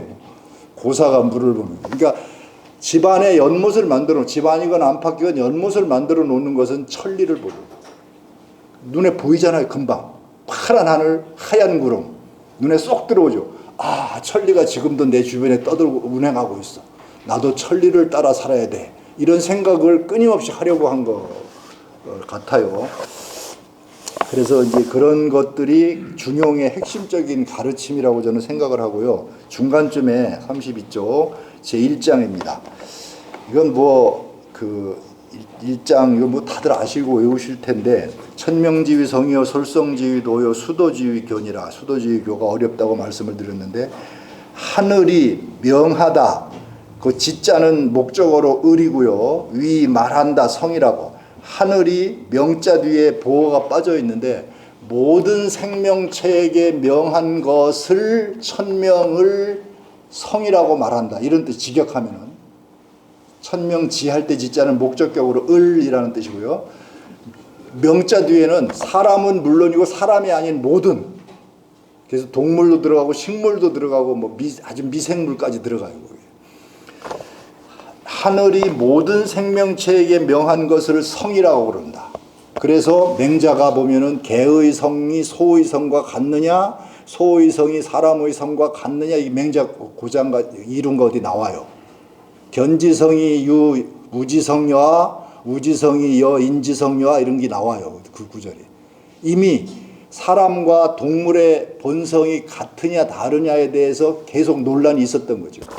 그런데 그 이제 선불교가 들어오고 달마가 들어오고 나서 그 남북조 시대 당나라 때 이제 이때 선불교가 유행하죠. 그때 그 조주라는 스님이 무자화두라는 거 다 아시죠? 1700개 공안 중에 첫 번째가 개에게도 불성이 있습니까? 없습니까? 없다. 무란 무엇인가? 왜 무라고 했을까? 뭐 이걸 계속 이제 추리해 나가는 건데, 그 무자화두가 유명한데, 개와 부처의 성품, 개와 부처의 성품, 이 두 가지를 가지고 계속 탐구해 나가는 거예요. 이 선불교가 중국과 우리나라에서 크게 유행했던 이유는 종도 깨달으면 부처가 될 수 있다. 사람의 마음 속에는 누구나 불성이 있다. 누구나 똑같은 본성이 있다. 이거를 얘기를 한 거예요. 얼마나 좋아요. 정도 깨달으면 부처는 왕인데 그 시대에 나도 왕이 될 수 있다, 나도 성인이 될 수 있다, 그러니까 모든 사람이 거기다가 그냥 마음을 준 거예요. 그래서 그 유명한 부도탑들이, 선사 부도탑들이 만들어져요. 연곡사, 뭐 실상사, 이 많죠. 쌍계사, 부도탑들이 예쁜 거 있죠. 통일신라 때 만든. 그게 전부 그런, 제가 생각할 때 막 헌금을 한 것 같아요. 다 10,000원씩 낸 것 같아, 아마. 그래가지고 그 아름다운 그 작품을 만들어냈는데 똑같은 거라고 이제 생각이 돼요. 그거하고. 자, 그래서 하늘이 모든 생명체에게 부여한 것을 성이라고 그러고 본성이라고 그러고, 그 다음에 솔성지위도, 이 솔자가 따를 솔자인데 따라가다, 뒤따라가다는 뜻이 아니고, 솔자가 거역하지 않고 순응하다, 거역하지 않는다. 순천자는 존하고 역천자는 망하다 할 때 그 순자의 뜻이 순응하다, 순응하다. 하늘이 부여한 본성을 해치지 않고 거기에 따라서 사는 삶, 요걸 솔성이라고 부릅니다. 요거를 도다. 도는 길이니까 인간이 걸어가야 할 길이다.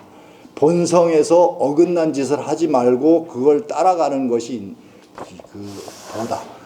그래서 왜 차도 인도 얘기를 제가 드린 적이 있는데, 우리가 산업화 시대에 차도만 만들고 인도를 안 만들어가지고 시골에 가면 사람이 걸어 다닐 길이 없어요. 사람이 차도가 있어서 차가 차도에서 벗어나면 사고가 나듯이 사람도 사람의 길에서 벗어나면은 손가락질을 받을 수밖에 없다.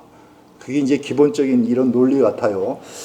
자, 그 다음 요 도까지는 소는 소의 성품, 사람은 사람의 성품을 따라가는 건데, 그 뒤로 넘어오면 수도 쪽으로 넘어오자마자 사람 위주로 얘기를 해요.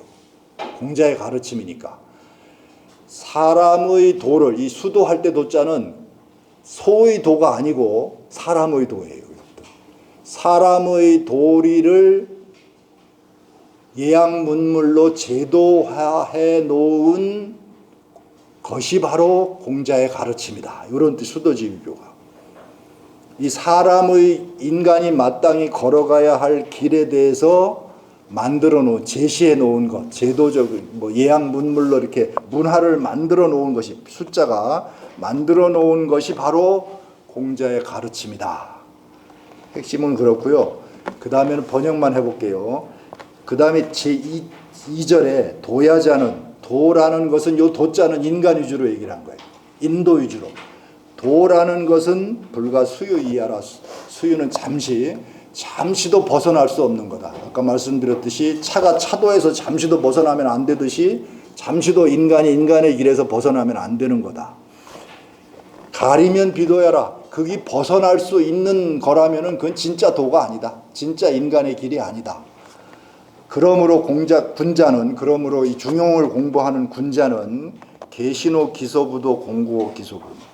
자, 여기서 눈여겨보셔야 될 게 기소, 부도, 기소, 불문인데, 도자는 눈으로 보는 거고 문자는 귀로 듣는 거죠. 눈과 귀가 모든 감각기관을 거의 대표하는 거니까, 눈으로 보고 귀로 들을 적에 계신하고 공구하라. 경계하고 삼가며 두려워하고 두려워하라. 마음을 빼앗기지 말라는 뜻이죠. 이게 계신 공부가. 이게 이제 핵심이 경공부, 미발시의 경공부의 핵심이에요. 여기가 눈으로 보는 것에서, 눈으로 보이지 않는 것에서, 눈앞에 뭐가 보이지 않을 적에도 마음을 경계하고 삼가고, 뭐가 귀에 들리지 않을 적에도 두려워하고 두려워하라. 스스로 마음을 공경히 해서 미발시에 마음을 붙잡고 유지하라는 겁니다. 미발시의 공부고요. 그 다음에 막혀놓은, 이 해석이 진짜 어려운데, 주어가 이제 주자 주석에 보면 살짝 보이는데, 이 3절은 신독이 키워드인데, 마음이 발하고 난 뒤에 어떻게 할 것인가, 그 문제인데, 마음이 발하고 나면은 그것이 아무리 은미하더라도 그 은미한 것보다 더 잘 드러나는 것은 없고, 아무리 미세할지라도 그 미세한 것보다 더 잘 드러나는 것은 없다. 이 막혀놓은 미 앞에 주어를 넣어야 돼요. 마음이 발하고 나면은, 내 마음속에서 어떤 생각이 싹 트고 나면은, 남들은 모르지만 나는 알고 있어요. 나는 알고 있죠. 그러니까 아무리 그것이 은미해도 그것보다 더 잘 드러나는 것은 없고, 상징적으로 표현한 겁니다. 나는 안다는 뜻이에요. 아무리 미세해도 그것보다 더 잘 드러나는 것은 없다. 나는 안다. 그 번역이 매우 아주 애매한데 막현호 할 때 호자는 뭐뭐 보다라는 비교급이고요. 뭐 자세하게 설명드릴 수 없으니까 이제 생각해 보시거나 다른 책 찾아보시고. 그러므로 군자는 신기도. 이것도 이제 엉터리 번역이 너무 많은 게 성백효 씨 번역책에 보면은 그 홀로를 삼간다. 참 답답해 죽겠기. 우리나라 최고 한학자가 그 홀로를 삼간다는 게 도대체 무슨, 홀로를 삼간다는 게 마음에 와 닿으시나요? 홀로를 삼간다는 게 혼자만 알고 있는 마음속에 싹튼 생각을 삼간다는 뜻이에요. 남은 몰라. 내 마음속에 어떤 생각이 있어. 저거 뺏고 싶네. 이런 생각이 들었는데 남은 아무도 몰라요. 그것을 아이고 이러면 안 되지 하고 삼간다는 게 신기독이에요. 기독이, 기는 그 사람이고 독자는 남은 모르고 혼자만 알고 있는 내 마음속에서 싹튼 생각. 저번에 말씀드렸듯이 사람이 이제 우리는 생각이라는 한글밖에는 없는데 사자나 영자나 의자로는 성의할 때 의자로 마찬가지인데 이게 비슷한 건데 마음이 막 일어난 거예요. 이게 금자가 이런 마음이 밭에가 있는 거고 사유하는 거, 사색하는 거야. 그리워하거나 마음이 저쪽 상대방한테 가 있는 거. 이거 지금 막 싹튼 망념이라고 하죠. 망념. 망상은 조금 또 달라요. 상자는 조금 또 다른데 이것도 이거하고 비슷해요. 성의할 때 이거. 그래서 마음속에서 막 일어난 생각을 악으로 빠지지 않게 신중히 한다. 이게 이제 신독의 의미입니다. 그 다음 4절에 희로애락이 아직 발하지 않은 것을 중이라고 말하고 발하여 모두 중자가 동사예요. 서술어예요. 절도에 맞다. 중자가 맞다. 절도에 맞는 것. 절자가 바로 중절, 중도에 맞는, 절도에 맞는 것을 화라고 한다. 마음을 위주로 한 거죠. 희로애락이니까. 중이라는 것은 이 세상의 큰 근본이고 우리 삶의, 우리 인간사의 가장 큰 근본이고 화는 천하지 달도라. 이 달도라는 말은 달자가 도달한다는 뜻인데 누구에게나 통용되다는 뜻이에요. 이게 두루 통하다. 달자가 누구에게나 도달하다 그러니까 두루 통용되는 도리이다. 천하지 달도라는 말은 천하의 모든 사람들에게 두루 통용될 수 있는 도리이다. 화가. 그래서 중도 중요하고 화도 논어에도 나오는데 이 화가 굉장히 중요하죠. 마음이 발하고 나서 중도에 맞게 하는 거. 그러니까 사람이면은 맛있는 게 있으면 먹고 싶고 예쁜 여자가 있으면 눈이 돌아가는데 그쪽으로 빨려가지 않고 그러지 말고 내 마음을 붙잡자. 그러면 안 되지. 이렇게 하는 게 바로 이제 이 절자의 의미가 들어가는 거겠죠. 달도 화자의 의미.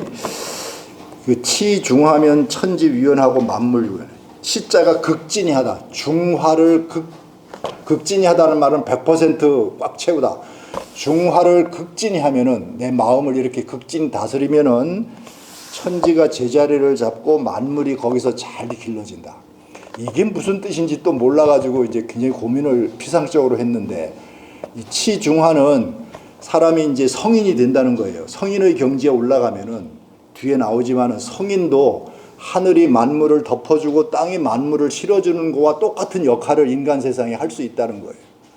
그래서 천지가 위원하고 만물이 유건한다고 그러는데 최근에 제가 한 2, 3년 전에 안동 쪽 학자가 조선시대 학자가 쓴 글을 보다가 이걸 천지위원 만물 유건을 해석하면서 저 봉화의 권씨 집안에 그 집안에서 나쁜 소리가 밖으로 하나도 흘러나오지 않고 그 집의 개들은 시끄럽게 짖지도 않더라. 손님.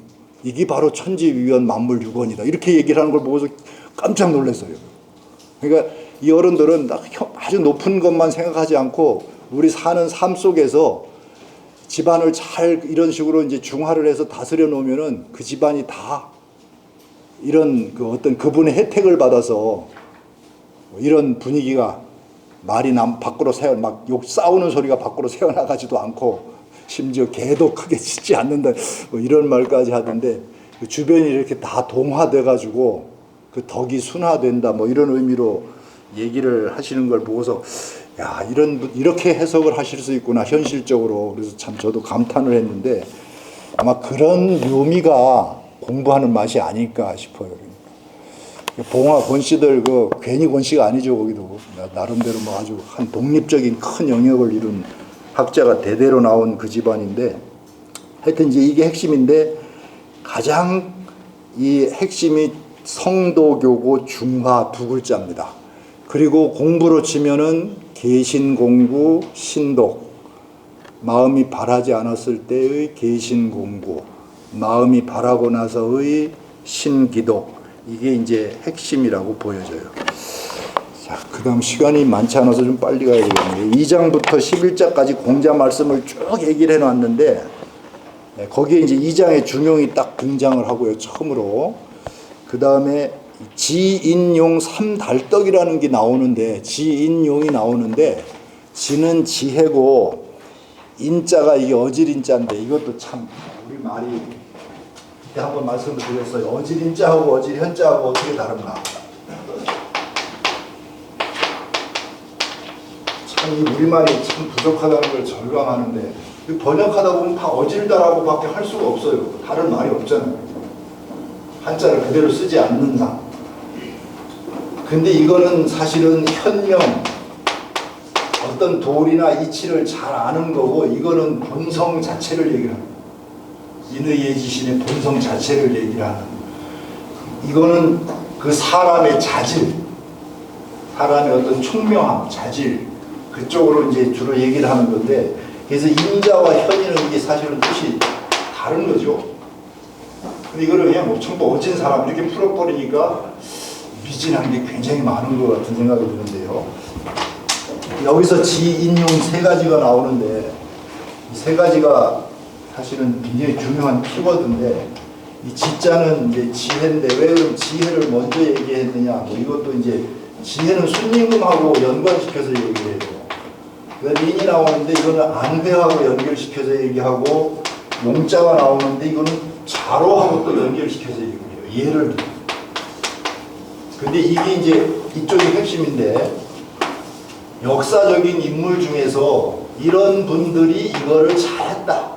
이런 분들이 이거를 잘했다. 이런 분들이 여기를 잘했다. 이렇게 예를 따다 놓은 거예요. 예를. 이거로가 아니고 이게 아니고 사례로서 제시해 놓은 거예요. 하나의 사례로서. 지는 중용이 좋은 것인 줄을 알아서 택할 줄 아는 것. 중용이 좋은 것인 줄을 알아서 택하는 것이 지혜다. 이게 같이 가거든요. 이게 글자의 뜻이 아는 것이 지혜다. 이는 오래도록 지켜나간다. 이게 안회가 3월 불이인했잖아요. 문어에 석 달 동안 인에서 벗어나지 않았다. 석 달 동안 인을 한 번도 안 어겼다. 그러니까 오래 지켰다. 그게 바로 인자의 모습인 거죠. 그래서 안회를 예로 들은 거예요. 안회는 인하고 수는 지했다 이게 아니고 예로 여기 예로 들. 자로는 용을 들었는데 사실은 여기서 용을 안 하고 강을 얘기를 하는데 강을 얘기하고 있는데 자 중용이 좋은 것인 줄을 알아서 택할 줄 아는 지혜. 그것을 택해가지고 오랫동안 안회처럼 지켜나가는 지속성을 가진 마음가짐 쭉 지속해 나가는 것. 그런데 이게 하다가 마음이 시들해지거나 이제 뭐 요즘 말로 하면 매너리즘에 빠지거나 이렇게 해가지고 시들해졌을 때 마음을 강하게 의지를 강하게 해서 용기를 내서 다시 매진해 나가는 거. 그런 마음. 그 자로가 용기로 최고죠. 자로의 용기가 최고죠. 허물을 고치는데 최고로 뛰어났던 사람. 자로처럼 허물을 고치는데 뛰어났던 그런 마음가짐을 가지고 이 두 가지를 다시 결행을 하자라고 마음 먹는 거. 이거 용이라고 했어요. 이 세 가지를 통해서 오달도에 3달떡인데 이게 이 세 가지를 통해서 오달도에 올라갈 수 있다. 이게 이제 20장에 나오는 논리인데요. 공자의 말씀을 자사가 여기저기서 뽑아다가 2장부터 11장까지를 얘기해 놨는데 핵심 글자를 추려보니까 지인용 세 가지를 가지고 얘기를 하더라. 그걸 쭉 지금 설명드린 게 33쪽까지 이어지고요. 33쪽 20장에 오달도가 나오는데 우리가 이제 오륜 오상 그러죠. 오륜 오상 그러는데 오상은 떳떳한 5가지 이치니까 상도니까 인의 예지 신이고, 오륜은 윤자가 차례 질서, 어떤 관계, 사람과 사람의 관계에서 오는 관계성 문제죠. 차례 질서 뭐 이런 개념인데, 등급, 이 중용 20장에 보면은 공자의 말씀에 부자유친 군신유의 부부유별 장유유서 붕우유신 관계를 얘기를 했어요. 관계를. 부자 간에는 친애함이 있어야 되고, 군신 간에는 의의가 있어야 되고, 부부 간에는 별이 있어야 되고, 장유 간에는 서가 있어야 되고, 붕우 간에는 신이 있어야 돼요. 이제 오륜을 얘기를 했는데 이걸 오달도라고, 여기서 인의예지 신이 나오니까 이 삼달떡을 통해서 여기에 올라갈 수 있다. 뭐 똑같은 개념으로 볼 수도 있어요. 이걸 통해서 여기에 갈 수가 있다. 이게 이제 공자가 노나라 애공한테 하는 그 수신하는 가르침을 주는 말입니다. 나머지는 쭉 생략을 읽어보시고요. 제가 불어 많이 써왔는데 이것도 읽어보시라고 써왔습니다. 34쪽 중간쯤에 가면은 12장이 나오는데, 12장의 군자지도는 비은이니라. 아까 설명드린 그 비하고 은, 눈에 보이는 거와 눈에 보이지 않는 이면의 원리, 이 두 가지를 다 봐야 되는데, 보통 사람들은 현상만 보고 이면을 보지 못한다. 원리를 보지 못한다. 원리까지 들여다봐야 내 마음을 온전히 닦을 수가 있고 세상을 온전히 다스릴 수가 있다. 뭐 이런 개념이 들어가겠죠. 쭉 그 얘기를 써놨어요. 34쪽 하단에 조단호 부부라는 말이 이제 12장에 나오는데, 혹시 옛날 주례 선생님들이 그 조단호 부부라고 이제 결혼식장에 가면 이게 상습적으로 쓰던 말투입니다. 이 조단호 부부, 모든 원리는 부부에게서부터 단서가 시작된다. 조자는 나가다 시작되다. 부부에게서 단서가 시작된다. 이래가지고 결혼식 때 많이 쓰던 주례사의 아주 관용구였는데, 이 부부가 남편과 아내를 뜻하는 말이에요. 그런데 단순히 그런 뜻이 아니고 필부, 일반인을 뜻하는 말이 일반인, 보통 사람. 필부, 부부가. 그러니까 보통 사람들에게서 단서가 시작된다. 중용의 도는 쉬운 쪽으로 보면은 누구나 할 수 있고 알 수 있는 그런 쪽에서부터 시작을 하는데, 어려운 데 들어가면 성인도 모른다. 이런 논리 구조입니다, 이게. 근데 이제 그걸 따다가 많이 써먹으셨는데, 거기에 핵심 용어가 연비, 여천, 어야구연. 솔개는 날아서 하늘에 떠 있고 물고기는 연못에서 뛰고 있네. 이게 눈에 보이는 솔개와 물고기를 통해서 눈에 보이지 않는 천리를 알아야 한다라는 말입니다. 이 핵심. 이게 이제 이 성리학의 핵심이죠. 35쪽에 쭉 그 얘기를 써놨어요. 우리나라 그 산수 곳곳에 정자나 구곡이나 동천에 가면은 전부 이 얘기입니다, 사실. 눈에 보이는 물을 통해서, 여울 물을 통해서 눈에 보이지 않는 이 세상의 이치를 읽어라. 그래야 참다운 사람이 될 수 있다. 그 얘기를 계속해서 하는 겁니다. 자, 12장을 35쪽에 써놨는데 그냥 제가 그거 너무 시간이 많이 걸려서 할 수 없으니까 그렇게 가겠고요. 16장에 귀신이 나오는데 이것도 정말 어려운 장. 귀신지 위덕은 기 성의 혼저. 이 귀신이 도대체 뭐냐? 뭐 저도 한 20-30년 고민을 하던 문제인데, 거기 이제 정리해 놓은 거 조금만 읽어보겠습니다. 선현들은 이를 귀신의 정상과 공효, 또 무슨 말인지 어려워요. 정상과 공효가. 정상은 본래의 모습이나 상태를 의미하고, 공효는 끼치는 효과를 의미한다. 그러니까 귀신은 음양의 정령으로 음양이 작용하여 생명체가 태어나고 죽을 때까지 그 생명체의 본체가 되었다가 죽고 나면 다시 돌아가 귀신이 되기 때문에 그 본래 모습이나 미치는 효과가 성대하다고 말하는 것이다. 귀신은 만물을 낳아주고 길러주고 거두고 간직하는데 누가 시켜서 그런 것이 아니라 그 본래 성정은 마음이란 뜻이죠. 그 본래 성정이 본래 그러하니 그 덕이 성대하다는 것이다. 이렇게 풀어도 무슨 말인지 금방 안 와닿죠. 넘어가 보겠습니다. 귀신은 기로 말하면은 음양이지만 사람이 얻은 덕으로 말하면 이걸 실리라고 얘기를 합니다. 제 말이 아니고 옛날 어른들이 쓰시던 말이에요. 그러니까 기로 말할 때도 있고 리로 말할 때도 있습니다. 실리란 실제로 그러한 이치라는 뜻으로 음양이 작용하여 생명체가 태어나고 생존하다가 다시 본래의 모습으로 돌아가는 것을 모두 포괄해서 실리라고 말합니다. 그래서 옛날 어른들이 돌아가실 적에 깨끗이 군자 유종을 얘기하시잖아요. 제가 배운 그 한학자 선생님한테 들은 얘기인데 스스로 목숨을 끊는 거요. 이렇게 말씀을 하시더라고요. 그 스스로 곡기를 딱 끊고 일주일 어느 정도 이제 자기가 운명하는 걸 예감하시고서 딱 돌아가실 준비를 한답니다.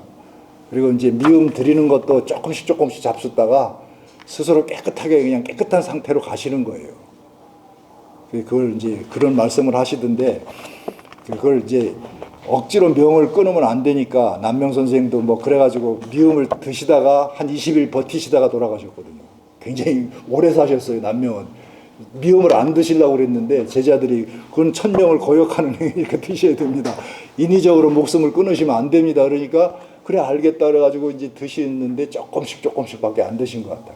몸이 안 받을 수도 있고요. 어쨌든 이거를 이제 이게 바로 귀신의 뜻입니다. 그러니까 실리를 설명한 생명체가 태어나고 생존하다가 다시 본래의 모습으로 돌아가는 실리. 이거를 알기 때문에 미신을 안 믿어요. 진짜 유학자들은. 불교도 안 믿고 윤회설도 안 믿고 미신도 안 믿어요. 이걸 알기 때문에. 그래서 깨끗하게 죽음을 맞이하고 본원으로 돌아가는 것을 달갑게 여긴 것 같아요. 근데 이제 요즘은 뭐 그런 사고가 전혀 없죠. 또 기의 측면에서 생명체에 나아가 말하면은 귀는 음의 정령이고 신은 양의 정령으로 이 혼백이라고 그러죠. 정신을 의미하는 혼과 육신을 의미하는 백으로 볼 수도 있다. 그러나 리의 측면으로 말하면 양이 펼쳐져서 생명체가 태어나고 음이 굽혀서 줄어들어서 생명체가 소멸하는 그 이치, 이게 바로 실리라는 겁니다. 이걸 귀신으로 본 거예요. 귀신은 두 가지 의미가 있다. 하나는 이기로 보면은 기로 보면은 음양이고 리로 보면은 왔다가 가는 그 이치, 태어났다가 살다가 근원으로 돌아가는 그 이치, 이걸 귀신의 작용으로 보는 거죠. 그러니까 그걸 이제 귀신이라고 말하고 있다. 제가 그 앞으로 얼마나 살지 모르지만 하고 싶은 게 이제 대학의 명덕설 정리하고 중용의 귀신설 정리하는 건데. 명덕설을 뽑아보니까 뭐 이만한 책으로 한 3책쯤 되는데 지금 뭐 3분의 1도 아직 못했고 귀신설도 뽑아보니까 책으로 한 2책쯤 되는데 이걸 정리하고 있을지 모르겠는데 너무 어려워요. 이게 들어가 보니까. 그걸 정리를 해놓으면은 누군가 나중에 공부하는데 큰 도움이 되지 않을까 싶어서 마지막 사업으로 지금 준비를 하고 있는데 그래서 이 귀신은 비은의 측면으로 볼 때 은의 측면으로 말한 것이고 생명체의 본체를 아울러 말한 것으로 보는데 이 16장에 보면은 눈으로 보아도 보이지 않고 귀로 들어도 들리지 않지만은 생명체의 본체가 되어 빠뜨릴 수 없다. 이런 말을 이제 하고 있는데 거기 뒤에 있어요. 거기 밑에 참고 16장이라고 하는데 두 번째 절에 보시면은 시지불견하고 청지불문이로되 눈으로 보아도 보이지 않고 귀로 들으려고 해도 들리지 않는데 채물이 불가유라. 채자가 동사입니다. 물자가 중용 번역할 때 참 답답한 게 이 물자를 전부 물건으로 풀어요. 이 물이 예전 분들이 이제 표현할 수가 없으니까 이 물이 물건도 되지만은 사람이 아닌 다른 생명들을 전부 물이라고 그러거든요. 동물, 식물 할 때 사람이 아닌 다른 생명체들. 근데 물건 하면은 이건 건수 할 때 건자를 쓰잖아요. 요즘 물건. 대부분 번역이 물자를 물건이라고 해놨어요. 참 가슴이 아파요. 예질 것 같아요. 이렇게 답답한 소리를 하고 있을까. 근데 이 물건이 아니고 물인데 그냥 물이라고 할 수밖에 없어요. 이게 생명체라고 하든지 이거를. 사람이 아닌 다른 생명체. 이게 채물이 모든 생명체의 본체가 되어 있다. 물의 체가 되어 있다. 용이 아니고 체가 되어 있어서 불가유 빼어 버릴 수가 없다. 떼어내 버릴 수가 없다. 유자 버리다. 버릴 수가 없다. 내 마음대로 그걸 버릴 수가 없다. 귀신이라는 것이 우리 생명의 원리이기 때문에 내가 떼어내고 싶어도 떼어낼 수 없는 거다. 내 마음의 본체다. 뭐 이런 얘기를 이제 하고 있고, 그 다음에 시간이 벌써 5분 남았네. 그 다음에 이제 16장 뒤에 17, 18, 19로 가면은 이게 전부 귀신과 연관돼서 제사를 얘기를 하고 있는데, 귀신이니까 제사를 끌어낸 것 같아요, 예로. 그래서 뭐 문왕도 얘기하고 무왕도 얘기하고 주공도 얘기하고 있는데, 그 결국 제사를 통해서, 이 제사를 통한다는 말은 귀신의 원리를 알아서 하늘과 하나가 돼서 몇 천명을 받았다. 36쪽 하단에 보면은 수명이라는 말이 17, 18, 19에 수명이라는 말이 나오는데, 천명을 받았다라는 말이 나오는데, 이게 천명과 수명을 이렇게 연관시켜서 해석을 해보면은 하늘이 사람에게 명했다. 그 명을 우리가 받았다. 이건 하늘과 하나가 됐다는 얘기 같아요.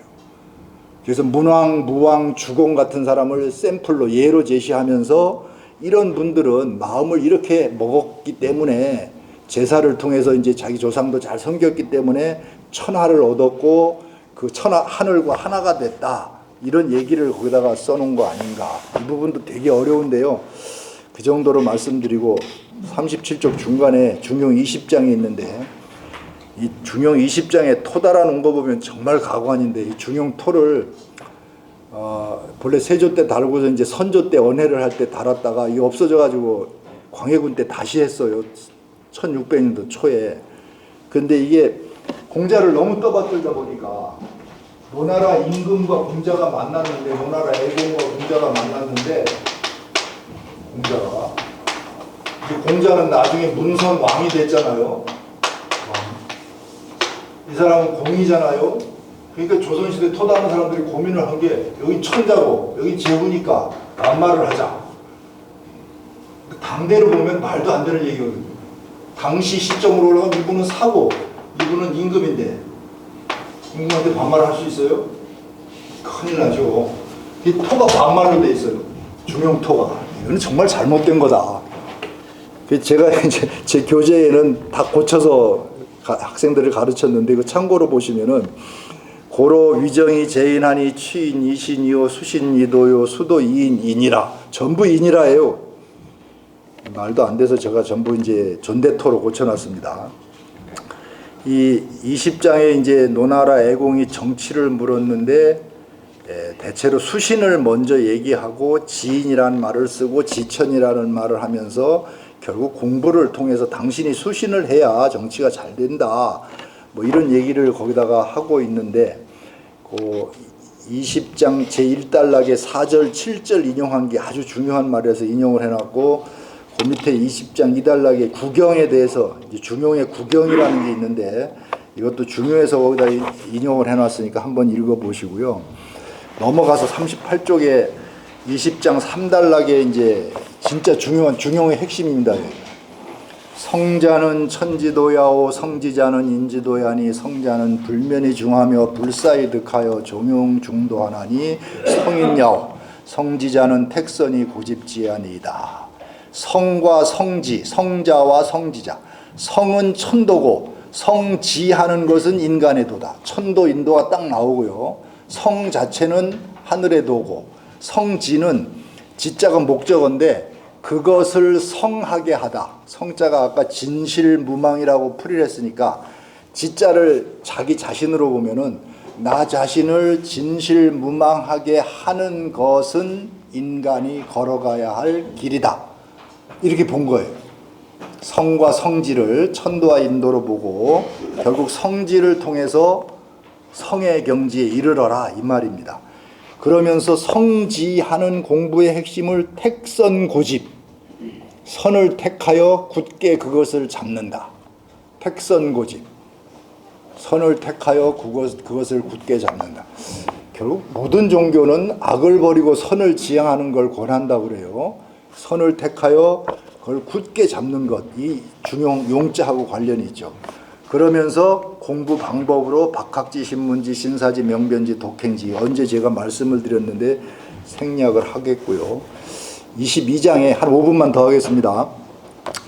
진기성, 진인지성, 진물지성이 나오는데 이것도 번역본이 가관인데, 진기성은 기자가 자기 본성을 극진히 하다는 뜻이고, 진인지성은 인자가 남의 본성을 극진히 해준다는 뜻이고, 진물지성 할 때 물자는 사람 인자와 대가 되는 사람이 아닌 다른 생명체의 본성까지도 극진히 해준다. 즉 나 자신을 완성하고 나면은 그 영향력이 사람은 물론 동물이나 식물에까지도 영향을 미칠 수가 있다. 이게 아까 천지위원 만물유권하는 그 단계. 여기 되게 어려워요. 이 해석이 22장 어려운데 할 수가 없는데, 이게 이제 제가 한 20년 전에 중용을 막 본격적으로 공부할 적에 능자가 하도 많이 나와서 이 능자가 무슨 뜻일까 참 고민을 많이 해서 이 능자를 나름대로 고민을 많이 해봤는데 한번 생각해 보시고요. 23장 그냥 넘어가겠고 25장에 39쪽 중간에 있는데 25장 참고 제 21장이 아니라 25장인데 21이 잘못됐네. 39쪽 21이 아니고 25입니다. 그게 제가 안 고쳤네요. 그거를 25장에 보면 성자는 자성야오 이도는 자도야. 이게 제일 어려운 구절 같아요. 저는 30년 넘게 이 문제를 고민하고 있는데 이 주석을 뭐 많이 참고합니다만은 이 성자는 자성요 하는 것을 38쪽 하단에 써놨어요. 이것도 번역본이 아주 가관인데, 성은 자연스럽게 성취되는 것이고 도는 스스로 걸어가야 할 길이다. 이렇게 제가 풀었는데, 그 자연스럽게 성취된다는 뜻이 인위적으로 안배하거나 조작하지 않고 자연스럽게 성취된다는 의미고, 성기의 의미고, 도는 자도가 뒤에 도자가 걸어간다는 뜻으로 도는 스스로 닦아가야 할 그런 공부다, 뭐 이런 뜻으로 이제 풀었는데, 39쪽 다시 25장 그 본문으로 가보겠습니다. 성자는 물지 종신이 불성이면 무물이라. 이것도 이제 중용의 핵심입니다.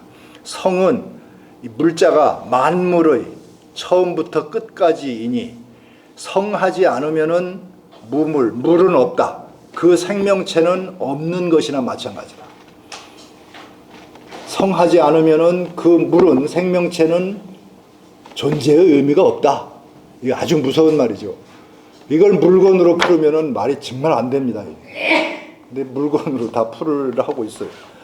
여기가 핵심일 것 같아요. 중용의 핵심이.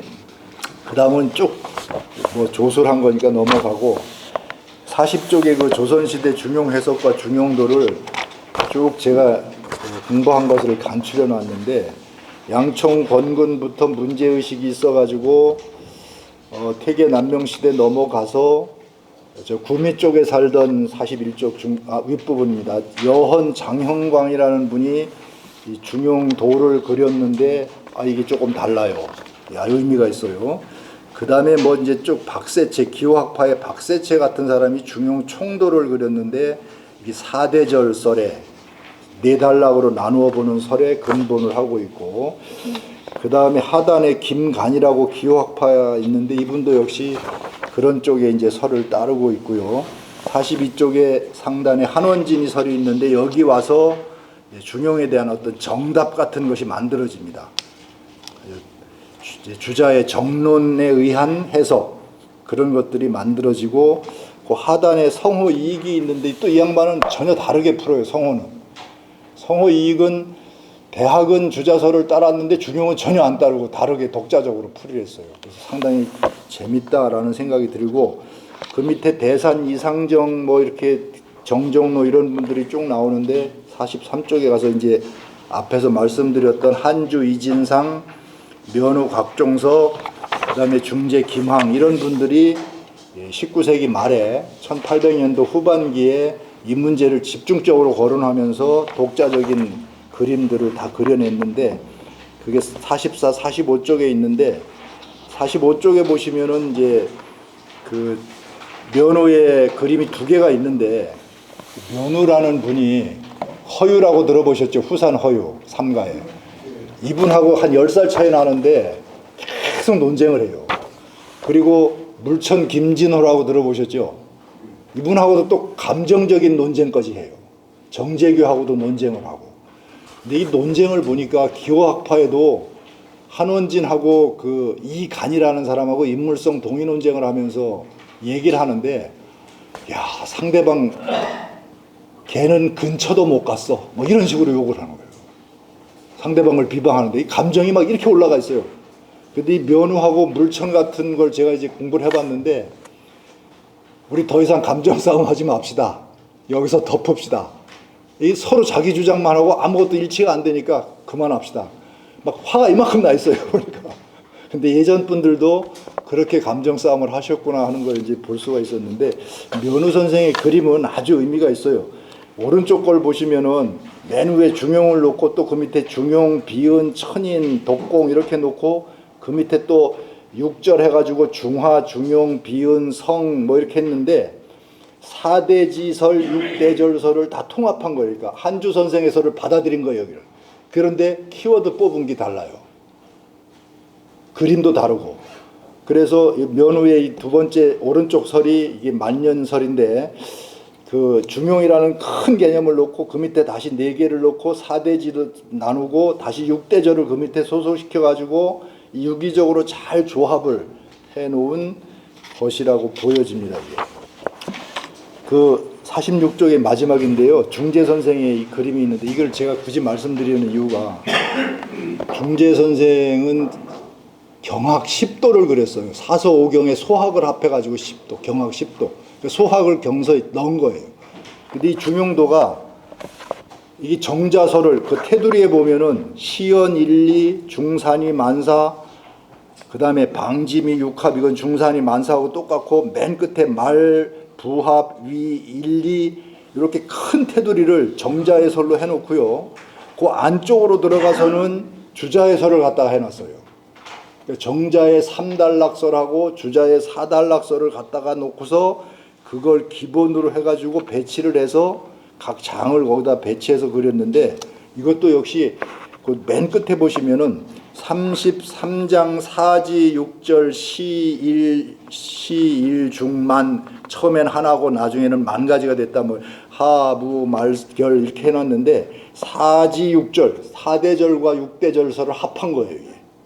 그래서 한주, 면후, 중재가 기본적인 건 같지만 그림의 성격이나 뭐 이 모양은 전혀 다르게 독자적인 해석을 하고 있다. 그래서 제가 이거를 우리나라 중용 해석사의 말미를 화려하게 장식한 부분이다, 뭐 이렇게 포장을 해서 말씀을 드린 적이 있는데, 아이고 이건 뭐 바쁘게 서두르다 보니까 말씀을 다 못 드려서 죄송합니다. 이 시간이 조금 더 넉넉했으면 자세히 말씀드릴 수 있는데, 시간이 다 돼가지고 오늘 제 말씀 여기서 마치겠습니다. 수고하셨어요.